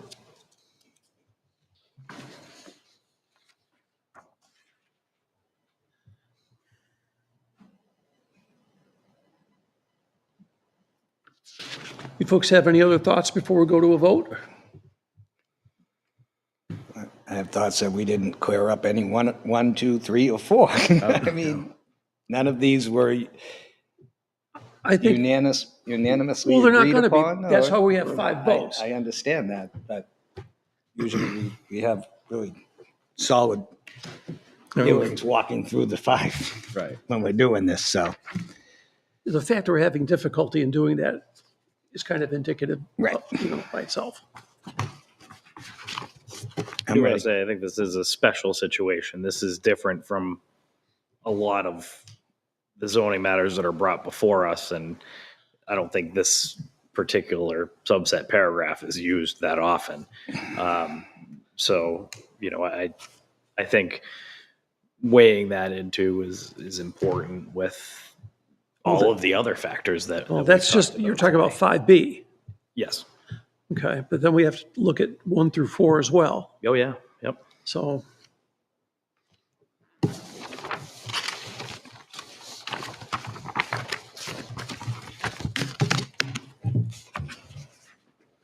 Any words of wisdom over there, Michael? Yeah, nothing further than what I've already said. Okay. Seems like, for the most part, it was brought before us because it became illegal with the zoning change. It was already existing.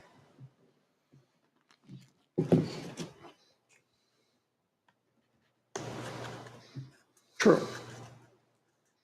But I I'm don't- not sure. I don't think it's ever been legal to live in a camper. Well, what was the change that, It was to clarify the aspect when somebody comes to visit and temporarily stays in there, like grandma's doing a cross-country tour and parks in your driveway for 2 weeks. so it was like 90 days? Right. That was just clarified then. Yeah.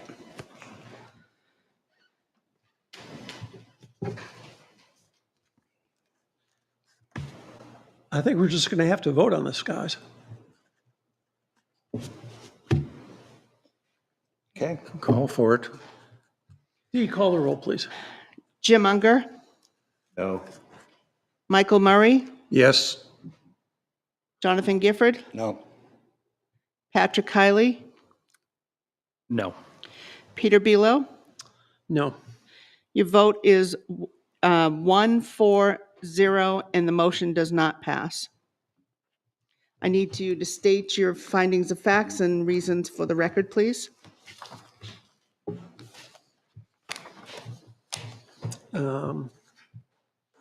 We thought the proposed variance is contrary to the public interest. And why?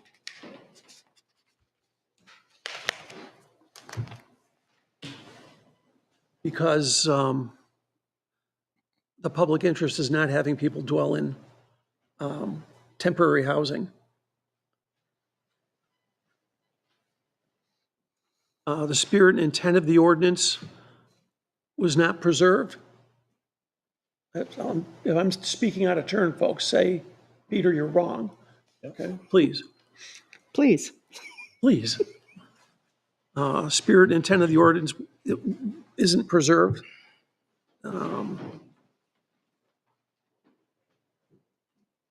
Because? Because mainly because of the long duration of this whole thing. We're not talking, the spirit and intent of the ordinance is not to allow long-term, year-plus temporary dwellings. 3, substantial justice, because if we granted it, there's a big takeaway from the general public around them. A large negative.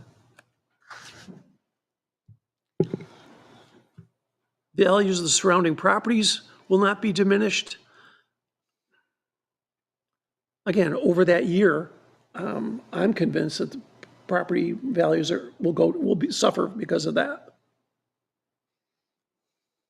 In the long run, if an ADU is built, that's a different story, but we're not here about an ADU on that property. Again, if somebody's, I agree 100%. I know this is a hard one to do. It is, so. I know you know, John. Literal enforcement. That would be, I guess, 5B, and I can, that's the one I can almost see. Or C, I don't know if they violated that. So, You've covered them. pardon me? You've covered them. So if I'm understanding that under the reasonableness, the 5B, then you agree that there would be a hardship, but the other 4 tests were not met. Correct.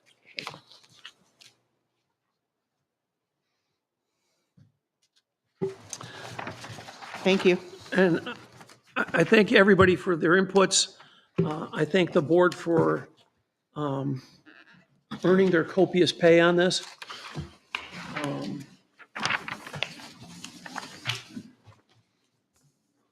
And by the way, I say that to people out there in jest. We don't even get a free cup of coffee.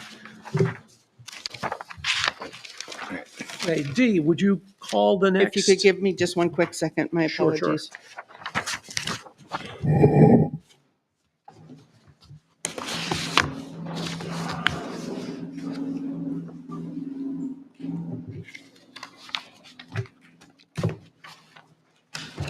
Thank you, Mr. Chair, I appreciate that. Okay. Next matter is number 23-13, a request from Joseph Greenwood for a variance from Article 5, Table 22032F.C, paren 1, paren B, to permit the construction of a single-family home on a lot of record that does not have the required frontage on a Class 5 road. The lot is reported to have 800-plus feet of frontage on Carlton Path, which is not a Class 5 road.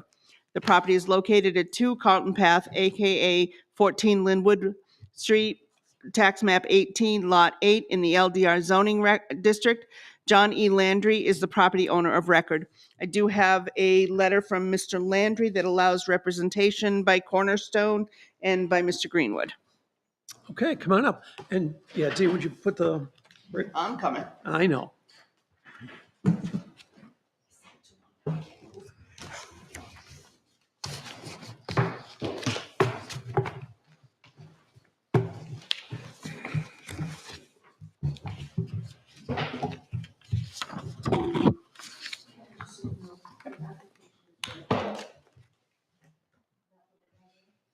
Oh, there you are, okay. Yep.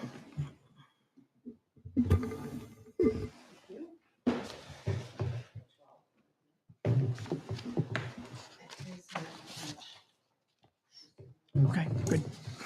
Thank you. Laser pointer? No, I'll just end up playing with it the whole time.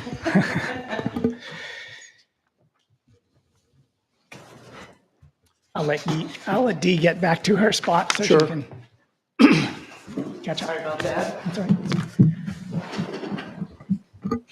All right. Good evening. For the record, my name is Kevin Hatch. I'm a licensed land surveyor and owner of Cornerstone Survey Associates over in Chester. The property you have and the application you have in front of you is for the property at what we're calling 2 Carlton Path. It's map 18, lot 8. It is owned by John Landry, who is here tonight in the audience. The applicant is Joseph Greenwood, who is also here tonight in the audience.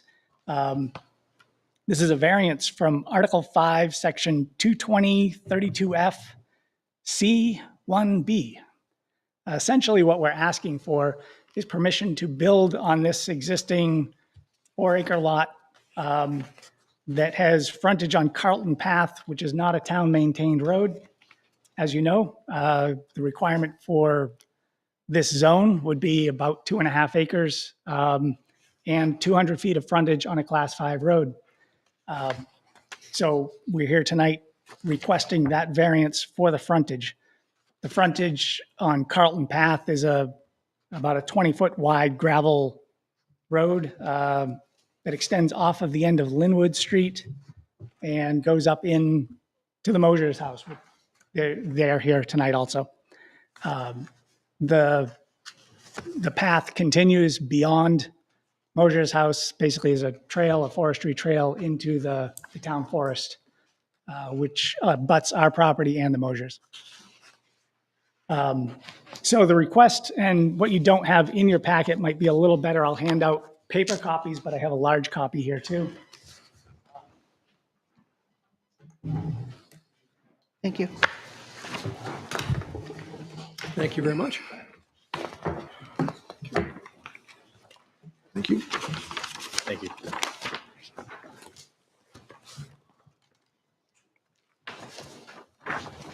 Some of that is probably duplicate, but I wasn't sure what was in your packet, so I included it just in case.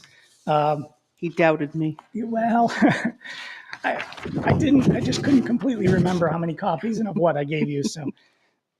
The one that you didn't have in the original application is actually my survey work, which you'll see on the front sheet. It is also up on the back here for the abutters to take a look at. We did do some survey work on the property, topography and soils, basically to figure out where it's appropriate to build on this. The proposal for Mr. Greenwood to build up in there is shown what he'd desire. As you can see, coming from, I'll say from the bottom of your plan up, the bottom of the sheet shows where our property first touches Carlton Path. That's about 900 feet from the end of the paved, maintained road. Carlton Path right now, I believe, is maintained by the Mosier family, who is here tonight. And they were granted this same variance and signed a hold harmless agreement with the selectmen, just as we would have to if this variance were granted. That is based on a state RSA that says you can't build on an unmaintained road unless you sign an agreement with the selectmen stating you're responsible for maintenance and the town is not liable for providing services to that lot. My client is aware of that and of course would pursue that once we make it past this portion. Other than that, it's an attractive lot up in there. It's tucked in behind, I think if you see on there, you can see the condo project in the front and the Mosier property, I'll say behind it. And there's a nice 4 acre parcel, fully wooded, one small wetland pocket down at the entrance, which is why our driveway ends up where it is. We have to get beyond that wetland so we don't impact it and leave a 25-foot no-cut buffer around the wetland as required by your zoning. I guess, I mean, looking through the file, there's quite a bit of history on the road and the abutters and the access to the town forest. But ultimately, it's a good, solid road. My client will have to certainly work out a maintenance agreement as far as money, time, who does what for maintenance, since they would both be using that portion of road, driveway, Carlton Path, whatever we want to call it. So that would also need to be worked out, but not necessarily part of this board's process. Question for you. This Woods Road that's shown across Carlton Path? The one that heads up the page? Yeah. Where does that end up going? I don't know for sure. I've seen it on the aerial photo and it goes to the back of the Mosier property. I know there's some old surveys. I'll have to look at the number. I really don't want to, dwell on this too long. It really has nothing to do with this case. I'll turn this around so that you can see it again in a minute, but this is actually the abutting property. We're the green parcel here. This parcel is Mosier, and that's that Woods Road that used to go to a camp, apparently. At some point, it was known as Brookside Road.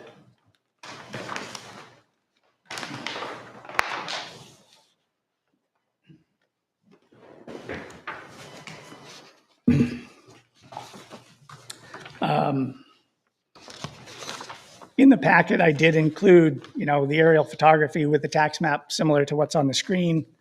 Kind of gets you a feel for what's built out there.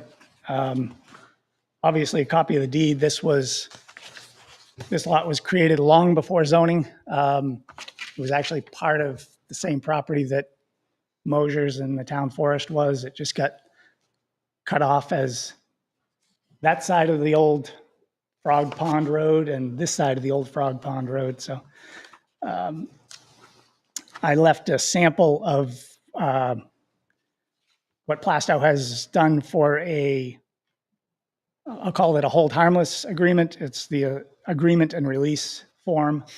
That's just a sample of what they've done in the past, and we would have to do something similar, but I know the RSA has been rewritten, so the lawyers may decide to rewrite it slightly, but essentially that's what the agreement looks like. I did also include an old survey of our property, just so you had a better feel for where Carlton Path was and where the pieces were. They're adequate access on that road for public safety services. Yeah, he did. I believe Mr. Mosier actually built it, and he did a good job. It's a nice wide gravel stable road. The town went in there not too long ago, apparently, and logged trucking wood out of there. So it didn't break up, at least as far as I can see, it didn't break up too bad with that. Or if it did, they repaired it really well. So as a Class 6 road, the public can use that, correct? Oh, I don't want to touch that one with a 10-foot pole. I mean, who owns it? The town? The town owns property out beyond it. They have the right to use it. This has been in court not too long ago. Oh. So I wasn't trying to, no, I didn't know that. and I don't know all the details of the court case. I just read what was recorded in the registry. And as far as I can tell, they said, yes, you can access it in across there to get to the town forest for. I've the actually town accessed forest. that road to get to the town forest with backhoes, excavators Yeah. to do work Yeah. about 10 years ago. Yeah, that document that The- Dee sent out from the state The, said that it Oh, should be yeah. town Longer than that? accessible and it can have a gate, but it can't be Right. locked. Right, It right, should be right. accessible. right. And then, of course, the reason I don't want to touch that is because there's also overburdening of an easement. Well, Sure. to what extent? I mean, I'm sure the Mosiers don't want everyone parked out there for the weekend and I traipsing can, through the yard. as somebody whose land abuts the gas pipeline that goes to Canada, Oh, yeah. I'm very well aware of people driving down things that they really ought not to be on. Yeah.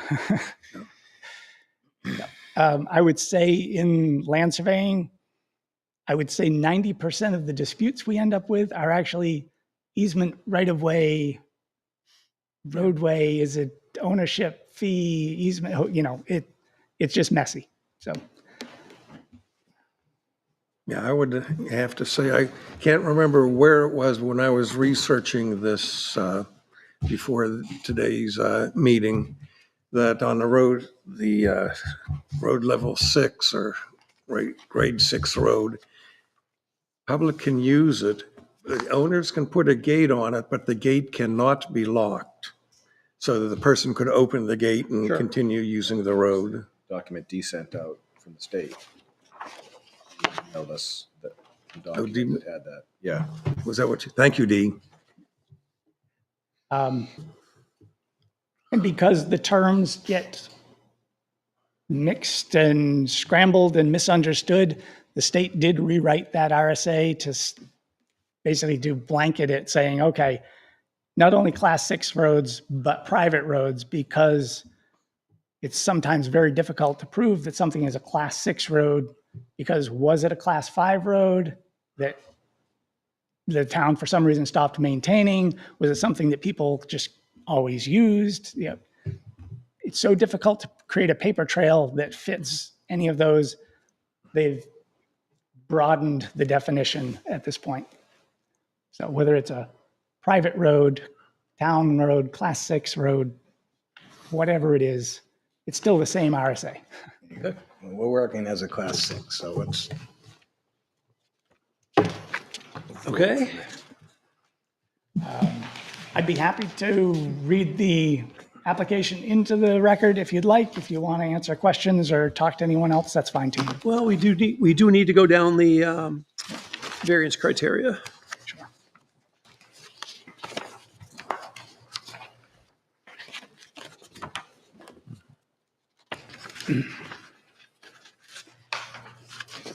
So why don't we do that? Sure. And I'll read the same application that I handed you. Yep. This is an application for a variance from Article 5, Section 220-32F, C 1B.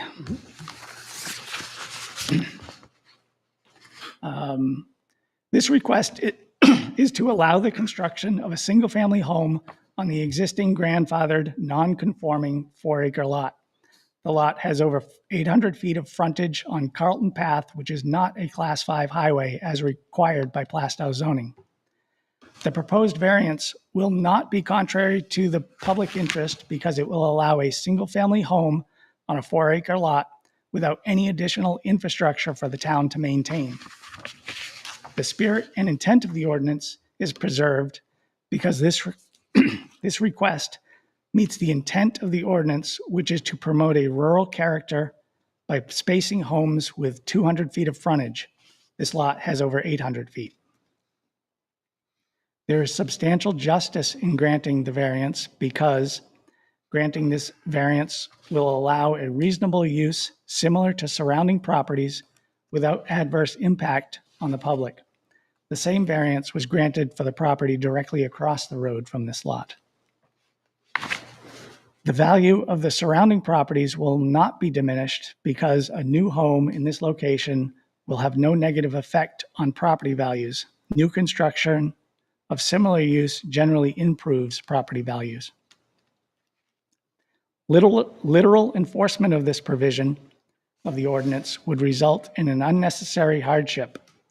A, no fair and substantial relationship exists between the general purpose of the ordinance provisions and the specific application of the provisions to the property because the purpose of the frontage requirement is to promote a rural character. And this lot has 4 times the required frontage. It's just not a maintained road by the town.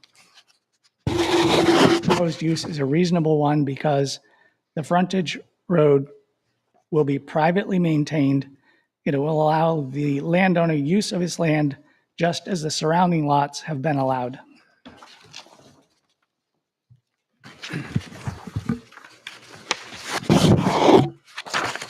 Any initial questions from folks here? Seems pretty straightforward.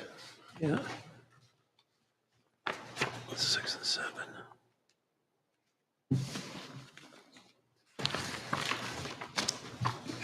So I got just a couple quick questions. As I look at your pictometry,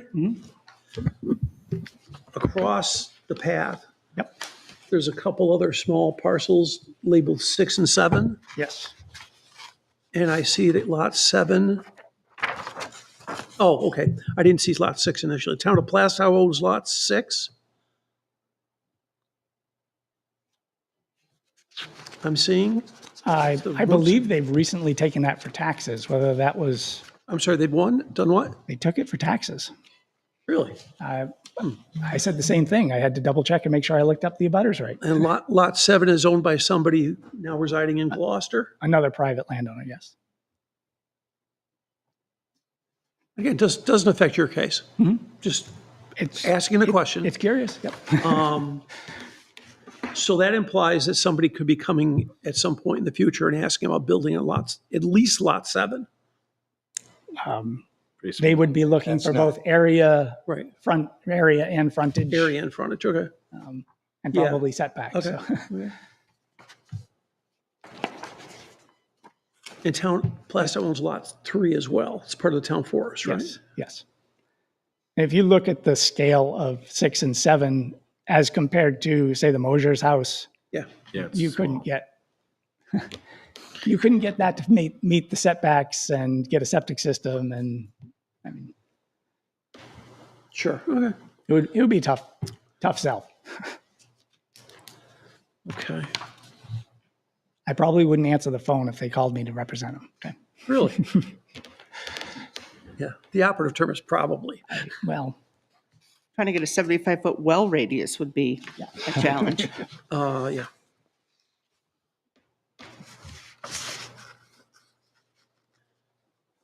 And, okay, we have the sample waivers. You'll be coming to the town with if we grant this. yes, he'll need an attorney to have the town council review it, make sure it's up to the latest. That was just a sample, so we had a feel for what was involved. Sure.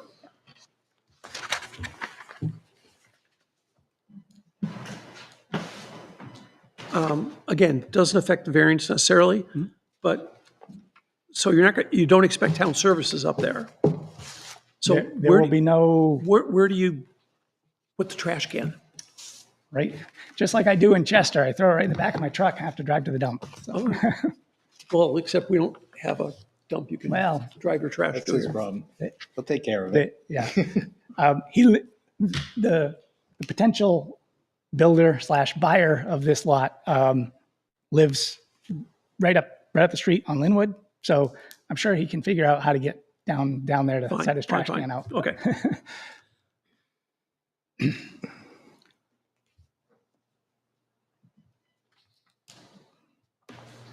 Folks have any questions, comments?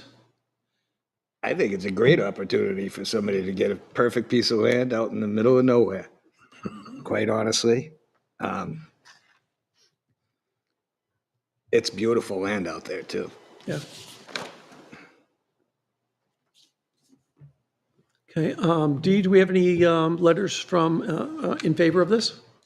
I have no letters either way. Okay. Before I go out to the public, you guys have any other thoughts? We can come back to you too. Do we have anybody out there speaking in favor of this application? Hearing crickets. Do we have anybody speaking against the application?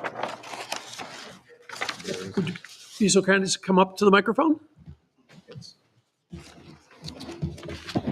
You probably heard the drill from the last applicant. Yeah. Good evening. I'm James Mosher. I live at 3 Carlin Path, map 18, lot 5. Okay. Where would we go here? The driveway goes all the way across the so-called the roadway. They're claiming the frontage is my property all the way down to those 2 small lots. Triangle goes all the way across to that property line, Right, which I own all the way down to that. right. And then it's the Twin Ridge condo beyond that. So he's ultimately would need to cross my property to get up in there. I have a municipality waiver with the town. I'm sorry, you have what? Municipality, I can't even say it. Municipality waiver with the town to maintain the road. Right. It is not a class 5 road. It's a private road. It's a class 6 road we're here. No, it's not a class 6 road. Do you have any evidence to show us? It's a private road. Do you have any evidence to show us this? If it's a class 6 road, the town would maintain it, correct? No. No, Absolutely not. town does not maintain class 6 Oh, roads. I don't have anything with me, but it is not a class 5 road. I do have somewhere but I don't have it with me. I didn't know if I'm going to need that tonight. Because it's not a class 5 road. That's why they have to go for the variance. Okay. Because it is not a class 5 road. Right. Okay. Just to help maybe sort that out a little bit, the dirt under the road, he owns fee title to a good portion of it. You see that little fang, that little tooth? I don't even know how to explain that. Maybe I do need your laser pointer. Little button on the side there. Okay, little bit of a fang right here. He actually owns a funny looking piece. Actually, if you look at your small sheet that I handed out, that would be, Yeah, my land goes right around those 2 small lots. now, I don't know anything that's gone on with the town and all that. But that was kind of sorted out with easement rights, the surface rights going up over the road to get to the town piece.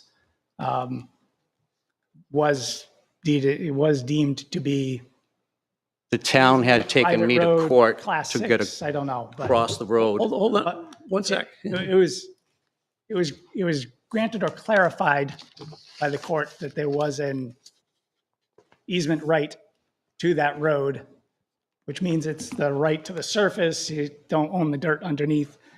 Just exactly like Main Street out here, there's no deed to Main Street. So underneath, technically, the abutters own to the center. In this case, he owns That the land dirt is underneath. totally on my deed, and there's no, Okay, please talk to us. okay? Don't argue. We don't want an argument between you guys. No. And I completely respect Mr. Mosher. We're fine. But I'm trying to sort it out because it's such a difficult topic. Okay, well, I'm telling you, there's nothing on my deed stating there's any easements or anything. The only thing that can go across is the town could go across to do forest maintenance and emergency services only.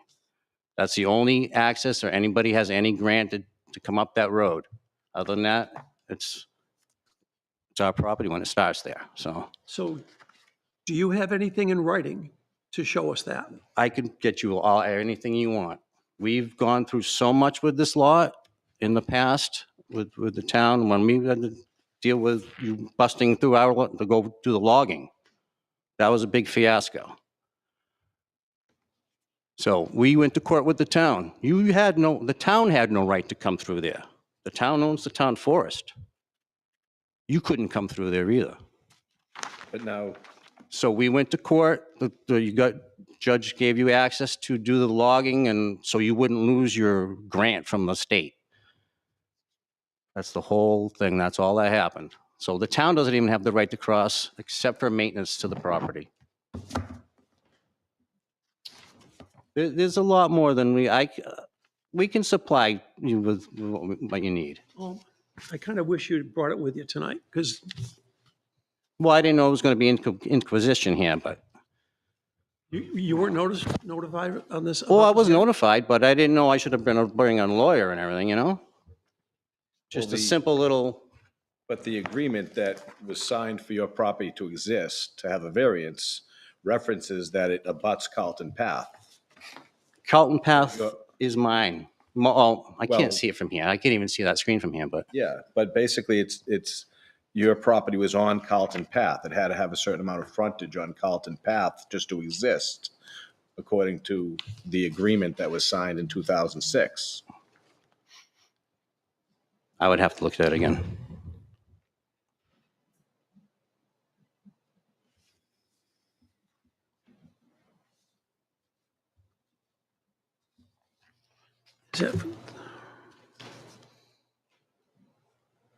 So I'm looking at the last paragraph. That Mosher assume responsibility for maintenance and repair of Carlton Path and agrees that at their expense or at the expense of themselves or other owners of the property similarly located on Carlton Path to clear and maintain the said Carlton Path to a width of not less than 20 feet.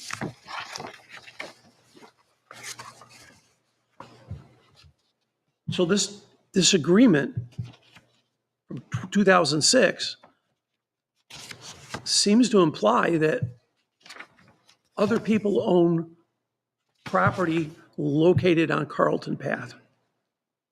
What I'm trying to say though is you have to drive, Carlton Path is my property. So, and then you drive up and you're going to take a left to get onto that property, is what I'm saying.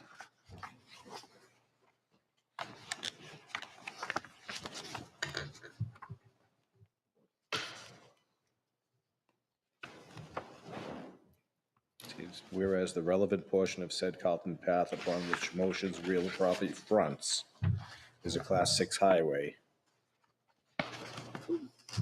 What So the- paragraph so is that? the- Where is that Not a roughly? Class 6 Right, the second one, right here. on the Oh, you first highlighted, page. okay, fine. So in order to make his house, his lot buildable, they agreed that Carlton Path, the property was on Carlton Path. It doesn't say anything about owning Carlton Path. It says it fronts on Carlton Path.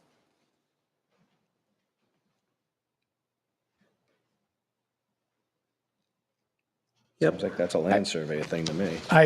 I'll also point out that this portion from here down through is, this Carlton Path portion right here is actually on the condo property, but it's still an easement. It's still a right of way. It's still a road. Damn, I wish I brought that. Which, you know, just like Mr. Mosher, we don't own this portion up through here, but we have the rights to use it based on how this was all subdivided years ago.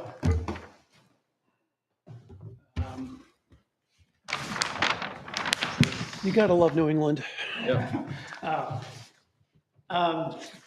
know, obviously 81, the survey showing Carlton Path, there was physically a road and. Mr. Hatch, you're going to need to be on that microphone. Okay, I'll jump on that. Sorry. So obviously the survey of our property showing Carlton Path up through there, which if you follow the chain of title back, you actually end up with it all being one big piece. Same thing with Mr. Mosier's survey showing Carlton Path and the lots adjacent to it. He does own the, call it the fee title, the dirt under the road, which is common in New England. Most roads don't have a deed for them. When the settlers drew up a lotting plan, or when the Indians were literally driving the trails, they weren't concerned with a deed for a road. So that was not custom, and it was not normal for us to write up deeds. The It was just the deed, road that we used. the deed for the lot in question Yep. goes way back. Yep. Because if I think back to my land surveying days, which I did work for a surveyor for several years, this deed is in rods, links, and chains. Yep. This is a seriously old deed Yep. description, which This is- refers to a path. And it refers to it having frontage on the path. But again, that's not, I guess it's not up to us to decide. But how in the world do you build something? I guess you got to get together and figure it out. Yeah, like I started with this is step one of the process.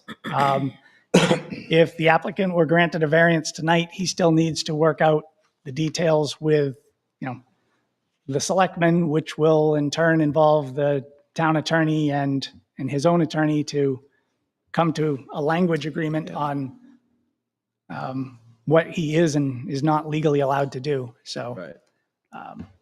and then certainly, I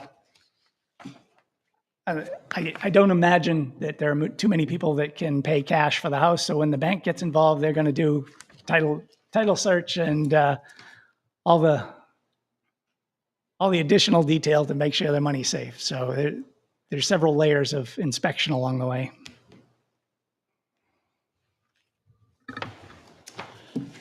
I do believe that's the case.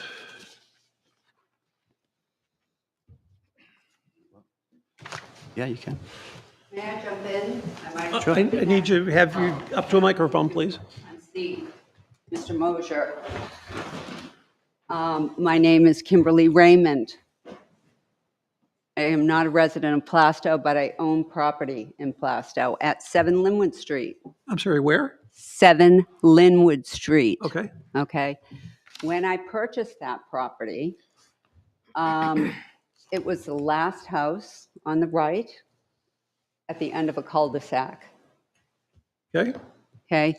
The property across from me was number 10, and my understanding is that the Mosier's property at that time was number 11, closing the circle. I knew the owner prior to the Mosiers. I had to get permission to be able to walk up that road. The Mosiers moved in.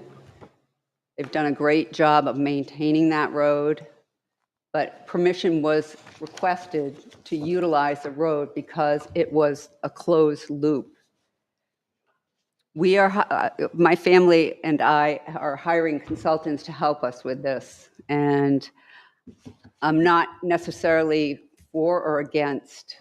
My concern is, and they typed up a list of questions that I wanted to mention. There's this. Before you go into that, Dee, could you loan her your pointer, please? I want to see exactly where she's over there. Oh, I'm sorry. Oh, sorry. I'm sorry. I think I can do that for you. I can hold it still enough. Well, I can't see from there because I don't have, I'd have to, I'm sorry, what did you want me to show? Just point out where you are on. Yes, the last, yes. Number 9, I can't see that. 31-9. 31. He's got it up there. Okay. Yeah. And I It don't, was actually a cul-de-sac out there? Yes, there Yes, is there one still there. is. Is there? Okay. There is one there. Not see a it. traditional round cul-de-sac. It's more of a blob, but there is. Well, a it kind of, turn. Has the same effect. Yeah. did that answer your question? I'm sorry, I didn't, should I? Yes. Okay, great. Yeah. I didn't want to rush you. I No, apologize. one of the main concerns that I have is somehow during the course of the time that we've owned the property, the numbers across the street have been altered. What was 6 is now 8, what was 8 is now 10, and the Olette's property, 10, is now 12. So when I'm seeing this reference to 14 Linwood Street, that raised some flags for the people we're working with, or they're working for us. It's unclear why this property posted in the paper for Carlton is listed in the town's tax rolls as 14 Linwood Street. Not even Carlton as is identified, the Mosher's property. So I'm not clear because my understanding was that is their private driveway.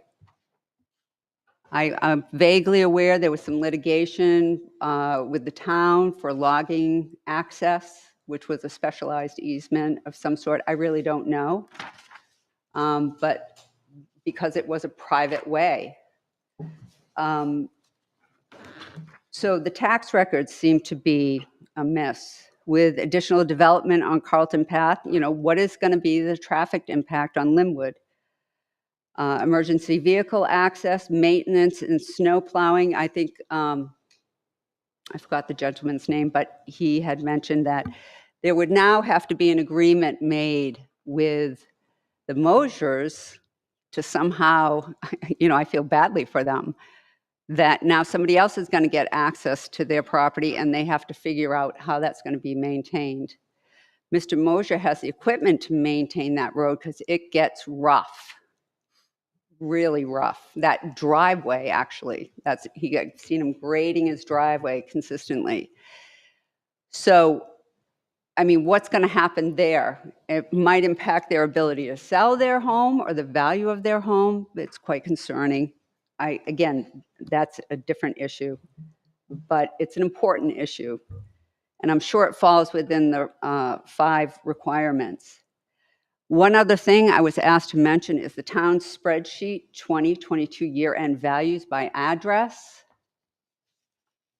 shows the subject property as 14 Linwood Street when it should be Carlton Path. It shows there's an assessment for a building there at $165,000 and land at $72,500 when the tax card shows there's residential land at $54,500. We're not going to be addressing the Mosher property tonight. As far as the valuation and assessment of it, and that's just not in our purview. Well, what I'm looking at here is just having the town's records correct. This could have been a sorting error in this. But that's not anything that we can deal You with. have to go to the assessors. And we will. We will. They just asked me to bring this up because there is this concern about how is this 14 Linwood Street coming into We have no idea. view? And why is it listed that way in the tax rolls? And it ties to exactly what Mr. Mosher was saying, that is his private driveway. So anyway, they have typed up some of those errors in the tax rolls, and I will send that to the assessor's office. I just wanted to put on notice there's some concerns about record keeping on Linwood Street. So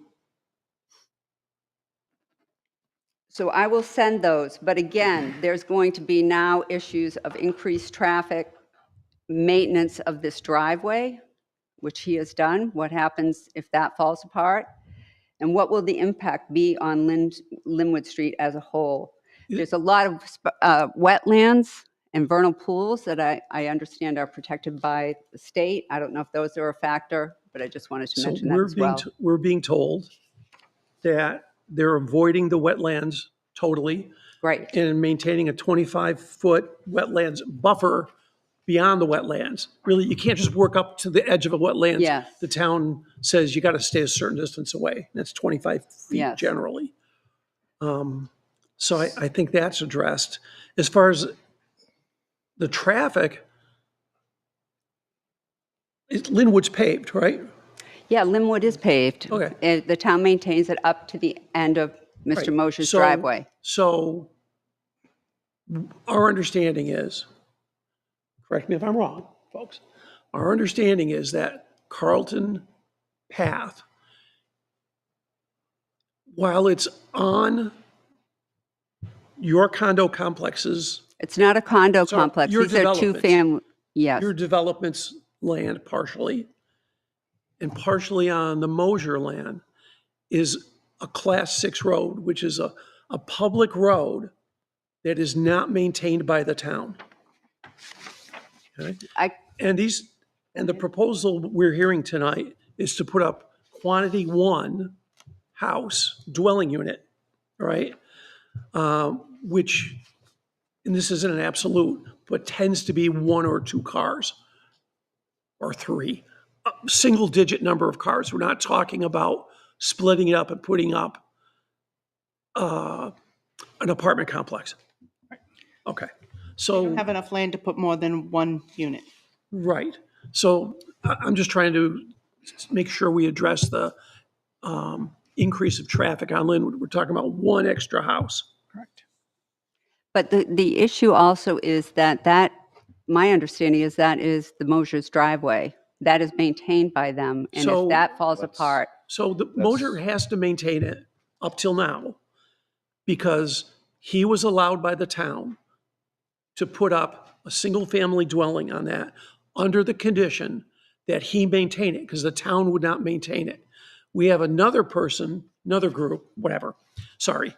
And if I'm saying this wrong, please correct me, that has another lot that abuts that, who's saying they want to put up a house and they're going to work with the town to make sure that the town isn't, that they'll put a waiver in place with the town so that the town is responsible to put emergency vehicles up that or maintain the road, and we'll work with the Mosiers to figure out how to maintain it jointly. That's what's being asked of us tonight. Can I just make a comment? Please. I'm sorry. The limited waiver of municipal liability holds the town harmless if the road is not maintained for access. Okay. The town would not get involved between the 2 parties here working out a maintenance agreement. That would be, they're each equally and separately responsible for the maintenance of the road. So if they're going to share it, they'd have to work that out between themselves. But equally, and they would be separately and equally. So either one of them would be, are responsible for making sure there's access. Either one and both. Okay. well, I'll just close with saying that it was a cul-de-sac. I believe their property was originally 11 Linwood Street.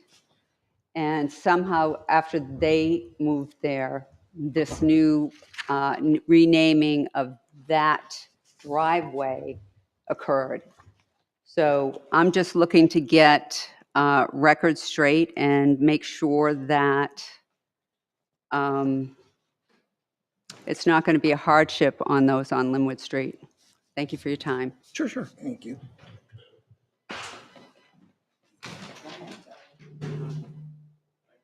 Go, please. I just wanted to clarify the line. I know you're talking about under the road and who knows under and above the sea and whatever he's talking about. Can I use your pointer thing? I got it here. Just push the button. Don't point it in anybody's eyes. So that, obviously that's the blue line he's talking about. Yes. So that in between, all that strip that's my property. He wants to come about right there and come into it. Why can't he come in right there? There's wetlands down there. And according to Well, the original plan that shows the layout just has Carlton Path going over your property. Because in other words, it's a right of way. And that predates your house.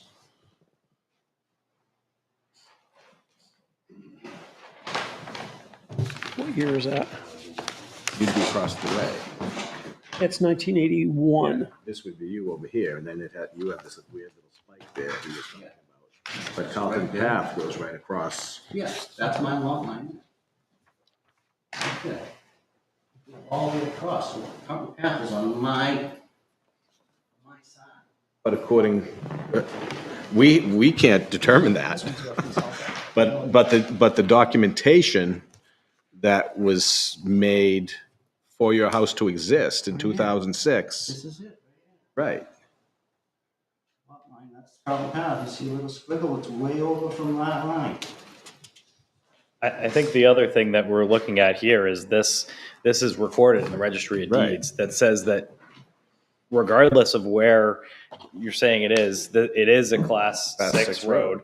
And further than that, this property owner at parcel 18-8 has a right to access that property through that existing. But I don't think any of that's in Register. our purview. I think that's for lawyers and land surveyors to deal with. If we grant this tonight, your path forward is to talk to an attorney. But can we grant it if we don't know it's a class 6 road? We know it's a class 6 Okay. road from that. Well, It's in the registry of deeds. they right here. admitted It's in it the was a registry class of 6 deeds. road. Yeah. Because this is what was made for their house to exist. Right. Right, okay. All right. So let me get this straight. You might, right now, are going to maybe possibly grant him access over my property and then take a left onto, No, he's going to have access to Carlton Path, yeah? which, what? You're only granting We're him granting- the right to build a house on a lot that does not have frontage on a Right. Class We have 5 nothing road. to do with college. The rest would be figured out By lawyers and by the land lawyers and the Board of surveyors. Selectmen and the rest of them. True. Okay, Right. better put. So you're not granting anything. If the rest of it gets figured out, he'd be able to build. But that has to get Basically figured what- out, and we're not the people to That's not figure within that your out. purview, People figure it correct? out. Right.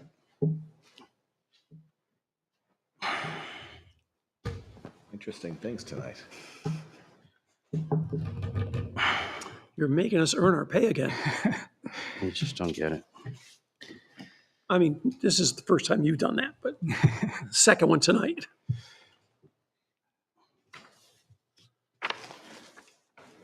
So basically, I could go say I have frontage on your property and go through the same thing, and we can come here and discuss it all?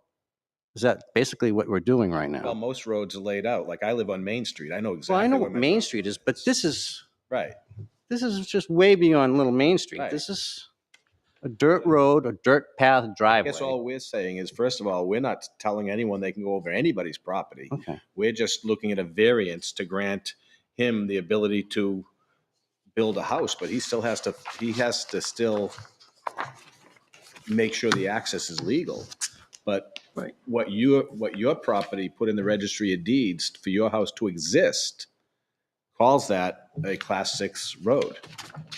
So you basically, in what you filed at the registry of deeds, or your attorney filed for your house to be able to have been built back then in 2006, calls Carlton Path a class 6 road. That's the only reason why they allowed you to build there. Yeah. And now he's trying to do it on the other side. Right, right, But we're not saying he can go over your land. That's for you guys to decide. right. And this is no different for you and the landowner across the street, where both of you access easement rights across, I'll call it the condo project, that 900 feet, the first 900 feet of Carlton Path. The dirt underneath it is owned by the condo association. But it's an easement. It's an easement over their land, Right, which is what a road is, an easement. right.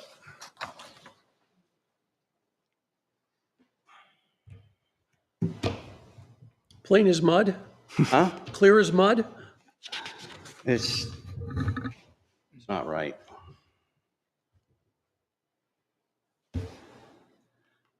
Well, I'm still disagreeing on the easement part and then the access.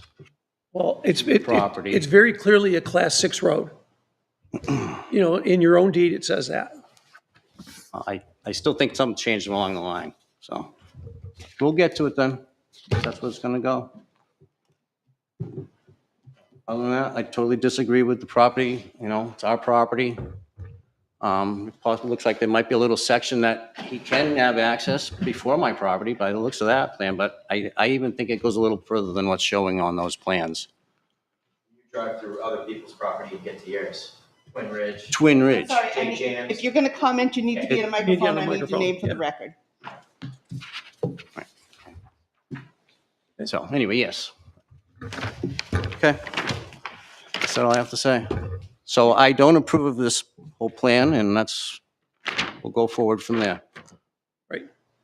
I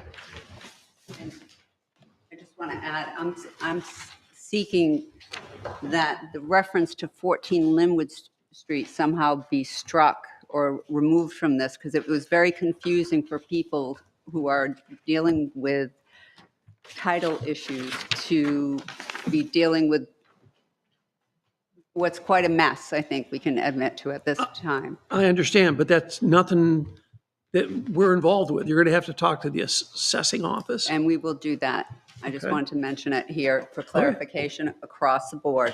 Thank you. And all I can say is, welcome to New England, where things go back to the 1500s, well, 1600s. Well, that deed was rod, links, and chains, and I haven't seen one of them described like that in a long time. Yeah. I would like to, Nolan Pelletier, 24 North Ave. I would like to speak in favor of this, but before I do have a couple questions. So it has been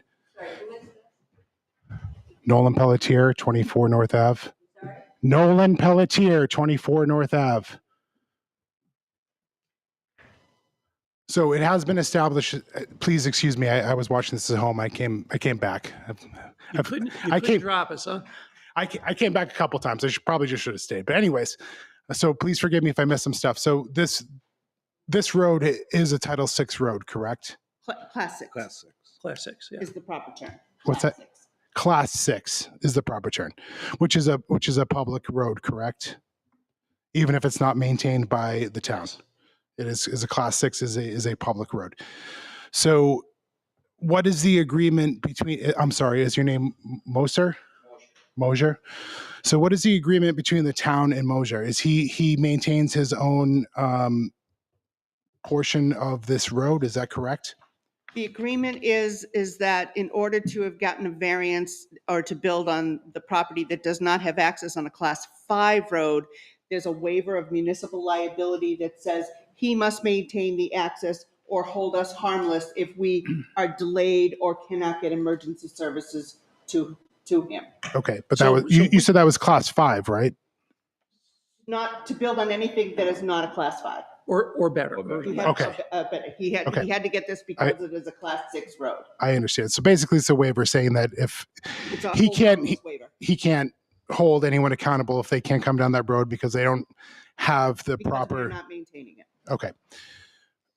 Would this new property be held to the same level of accountability if passed? Yes. Yes. So If they go forward, they're going to have to bring a waiver of liability to the selectman. Yep. Or selectman's lawyer, and hash that out, what the exact verbiage is. okay. But yeah, But yes. the bottom line is yes. The bottom line is that they would be pretty much held to the same level of accountability as Mr. Mosier. I'm sorry if I butchered your name, but Yes. in all, yes. Okay, so yes. So then I am speaking in favor of this. So thank you.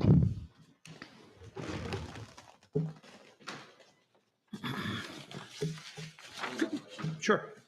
I don't know if this is the right time to bring it all up.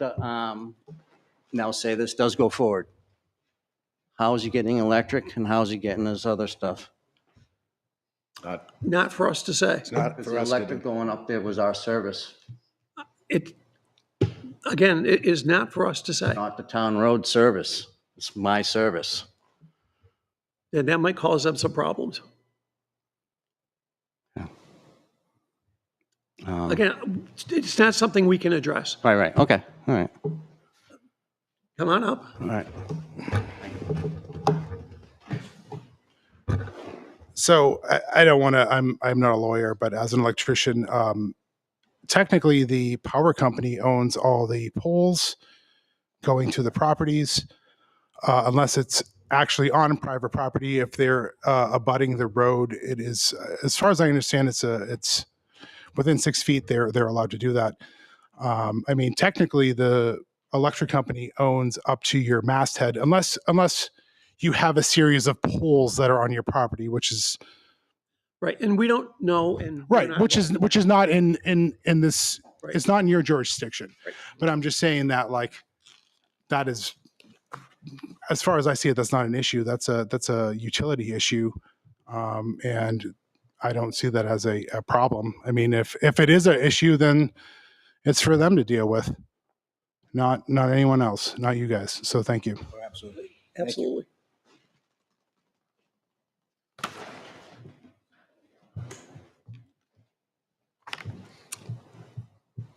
Do we have any other comments? Pro, against? You were speaking earlier? No? Okay. So I want to give everybody their shot. Yeah, I just made a point that Okay. Again, road is. You need the name. my name for the, sorry. All right. I have to keep a correct record, that's. Joe Greenwood, 3 Linwood Street, also applying for this building. Carlton Path, obviously his argument is that he owns this portion up to the red where the red and blue meet here, right? But he has an easement because he passes through Twin Ridge, J Jams LLC, and a couple other owners. Okay, and that's it. The road, path, whatever it be said, is an easement.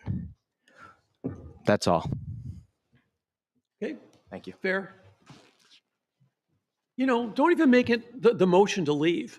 Just sit down. No, when you're done. Just sit over there because we know you'll be back. And that's okay. We like groupies. Don't listen to him, just make your comment.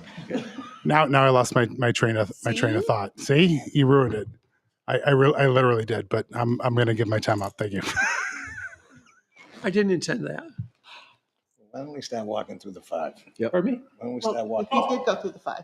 I found it. I'm back on the train. You're not in deliberation. If you'll humor me, I'm back on the train. Okay. Nolan Pelletier, 24 North Ave. As a taxpayer in the fine town of Plastow, I just want to say this is not in the purview of the planning committee, but I welcome a new property to bear the tax burden that's been put upon us. It's been growing. So again, I welcome this. Thank you. Okay. Cool. I think you, Oh, we have one more. I was going to say, I think you understand it. Now, I know you mentioned crossing, if it was to be granted to cross, he's got it crossing quite a way up the driveway. I forgot his name. You have your plan shows what, a couple hundred feet up the driveway?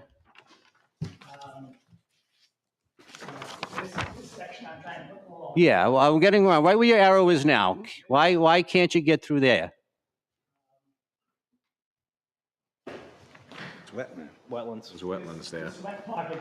Why don't you go for a variance to cross the wetland instead of crossing my land? Well, I can get around it without needing a variance, so it would be difficult to get a variance or apply to the state to fill wetlands when I don't need to. Wetlands variances are very difficult to get, and the state has to approve. DES has to approve. Conservation Commission has to, doesn't have to approve, but they weigh in on that. In general, people try to build it, try But to that is- avoid building anything on wetlands if they can at all help it. Right, but that would give him access without bothering me. True. Well, except It's for a bigger the first big crapshoot. portion of the road. Honestly, it's a bigger crapshoot. Well, it's what's probably gonna happen, so. And that's not what they're asking for. So all we have in front of us is the application we have in front of us. Okay, what ifs aren't something that, And the document that's in the registry of deeds, Mr. Mosier signed, and it specifically says Carlton Path is a Class 6 highway. yes. You signed it. That was to build your house. I mean, we can't tell him he's going over your property, but we have to look at it as a class 6 road. So let me ask you this. So right now, it's all private property right now because they don't own the land yet. Of the road. Well, the Landrys own the land. I'm sorry, what? The Landrys own the land. I think, are you here? Yeah. I guess I lost myself. So basically, anybody coming up right now is trespassing because this isn't confirmed from you yet, correct? I'm not seeing it that way. It's a class 6 road. It's a class 6 town-owned road. And how come the police department allowed me to throw people out of there and come up there and throw them out for me? I can't speak for the Because police it's department. private property. Not the road itself. All right. Again, you own it.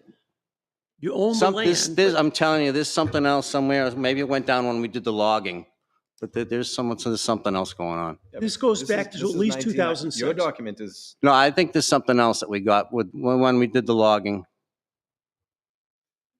Or when you did the logging. yeah, your document's 2006. Right. Yeah. But when you did the logging, we went through a lot of riffraff for the town to go through, so things may have changed then. I would have to check my paperwork as well, so. Okay, I guess that's where I stand then. Anyway, I disapprove of the situation. Thank you.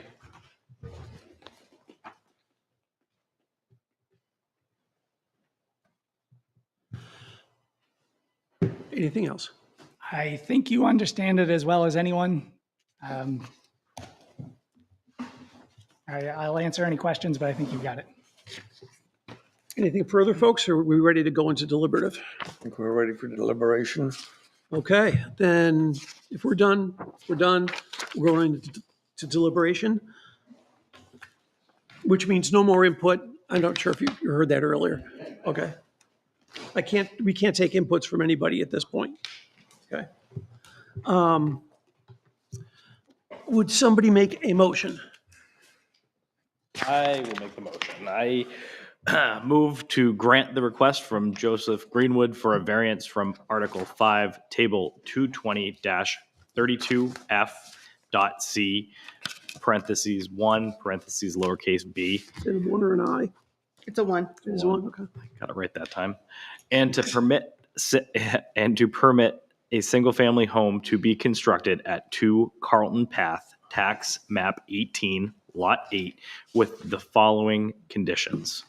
No more than a single-family dwelling or a single-family dwelling with an accessory dwelling unit may be constructed on the lot and shall meet all minimum setback requirements in accordance with Article 5, Table 220-32I, or be able to obtain variances for setbacks.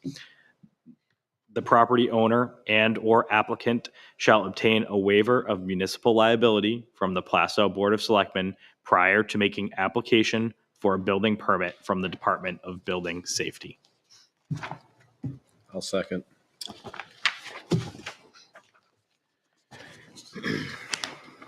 Okay, so let's go through the variance criteria. The proposed variance will not be contrary to the public interest. John, do you have any thoughts on that? Have any contrast to the, no, I don't see it having any contrast with. 4 acre, It's one, a 4 acre. it's single got family in the middle of the 800 feet boondocks. frontage. Yeah. It's in the middle of the boondocks. And we say that with all, Right. positive intent. Okay. The spirit and intent of the ordinance is preserved. I'll kind of go to that. Yeah, you still have it's a very rural character back there. And the lot has over 800 feet of frontage. Granted, it's a class 6 road, but with waivers in place, it's still 800 feet of frontage. It meets every other zoning, it meets setback, it meets. Setback, acreage, all that. Everything. There's substantial justice in granting the variance. This is actually an identical use to the property across the street.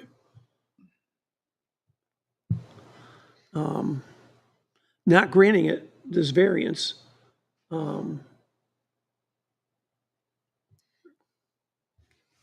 really doesn't, there's no positive for the general public in not granting this variance. Values of surrounding properties won't be diminished. You know, one additional single-family house on a 4-acre property is not over dense. I can't see it, and we've heard no testimony it's going to harm properties, So obviously, property values. If you look at the tree line cut, you won't even see it from the street. Yeah. Literal enforcement of the provisions of the ordinance result in an unnecessary hardship. You know, the frontage requirement is to promote a rural character, and this lot has 4 times the required frontage. It's just not maintained by the town. Again, just as the neighbor directly across the path doesn't expect the town to maintain it. So, people have any other thoughts on this?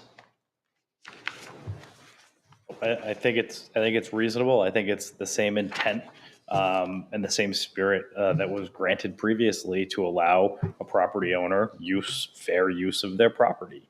And I don't see a reason why this is any different than a carbon copy application for the property across the street. Okay, you folks ready to do this? Yeah. Okay, Dee, would you do the roll? Michael Murray, Yes. Patrick Kiley, Yes. Jonathan Gifford, Yes. Peter Belo, Yes. Jim Unger. Yes. Your vote is 5-0-0, and the motion passes. The applicant is aware of the appeal period, and thank you for your time. You guys are patient. Thank you. Okay, I hope you guys can all work this out amiably. You're going to be neighbors. It's best to find a way to do that. Yeah. And I told my wife this would be a short night. Me too. Me too. I said, yeah, I'm gonna be home early. This is too short. Dee, do you have anything else for us tonight? No, I do not. Really? Okay. So let's. In your flyer. Except, need to acknowledge for the record that we have received an appeal in the Sweet Hill Farm matter. Yeah. So It's rather voluminous, so the attorney has recommended that this be discussed at the next meeting so he can have some time to digest it, the board can have time to digest it, and he can offer you some guidance if necessary. Yeah. Yep. So please note that. We received it, and we'll discuss it at the next meeting. Folks, we still have a meeting going on here, please. Thank you. So I want to ask a question. Instead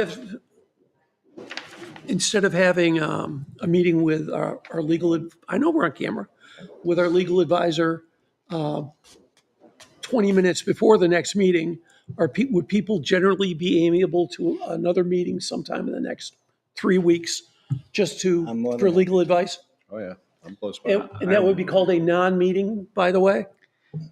And that's a legal term in New Hampshire when a board is consulting with their attorney. It is not a meeting. There are no minutes taken. The public is not invited, and the camera will not be on. Not opposed. I just will be unavailable. I'm sorry, what? I'm not opposed. I'll just be unavailable for the month of November. I'm doing a lot of conferences, travel, etc. Okay. Does that include our next ZBA meeting? It does. Yes, I will be unavailable for the next ZBA meeting. Okay. Well, in that case, My you opinion guys doesn't okay? matter. Generally, and I'll pull the board. I'm not going to try to impose a date on people. We'll come up with I will check Attorney Reddington's availability right. as We'll well. come up with a couple dates and propose it to the board and see, what we can do. Okay. Anything else? That's all. I have. Veterans Day. I just wanted to note that Veterans Day. I saw that. Veterans Day is coming up, and I would encourage all board members to attend the ceremony, if at all possible. This year's ceremony is going to be a breakfast at the Vic Gary. We're not going Breakfast to have at a the Vic Gary. town. It's in your folder. I emailed it out to you. I know. On November 11th Yes, yeah. at 8:30 a.m. to 10:30 a.m. Yep. Town is going to take care of veterans at the Vic Gary for a pancake breakfast. If you're And you a could use, veteran, and they could use some volunteers, I'll bet. they could certainly use some So we should volunteers. contact Beth if we were willing to volunteer Wow, sometime. it's almost as if you've read this before. I did. Good. And our spouses invited as well? They can help as Open to the well. public. It's open to the public. Okay. Thank you. Now I really have nothing else. And as a brand spanking new member of the Sons of the American Legion, I will try to be there. Okay. Although it's with the Haverhill. 6:30 this morning. It's with the Haverhill Post. Okay, let's call this meeting to a close. Do we sufficiently amuse you? Jeez.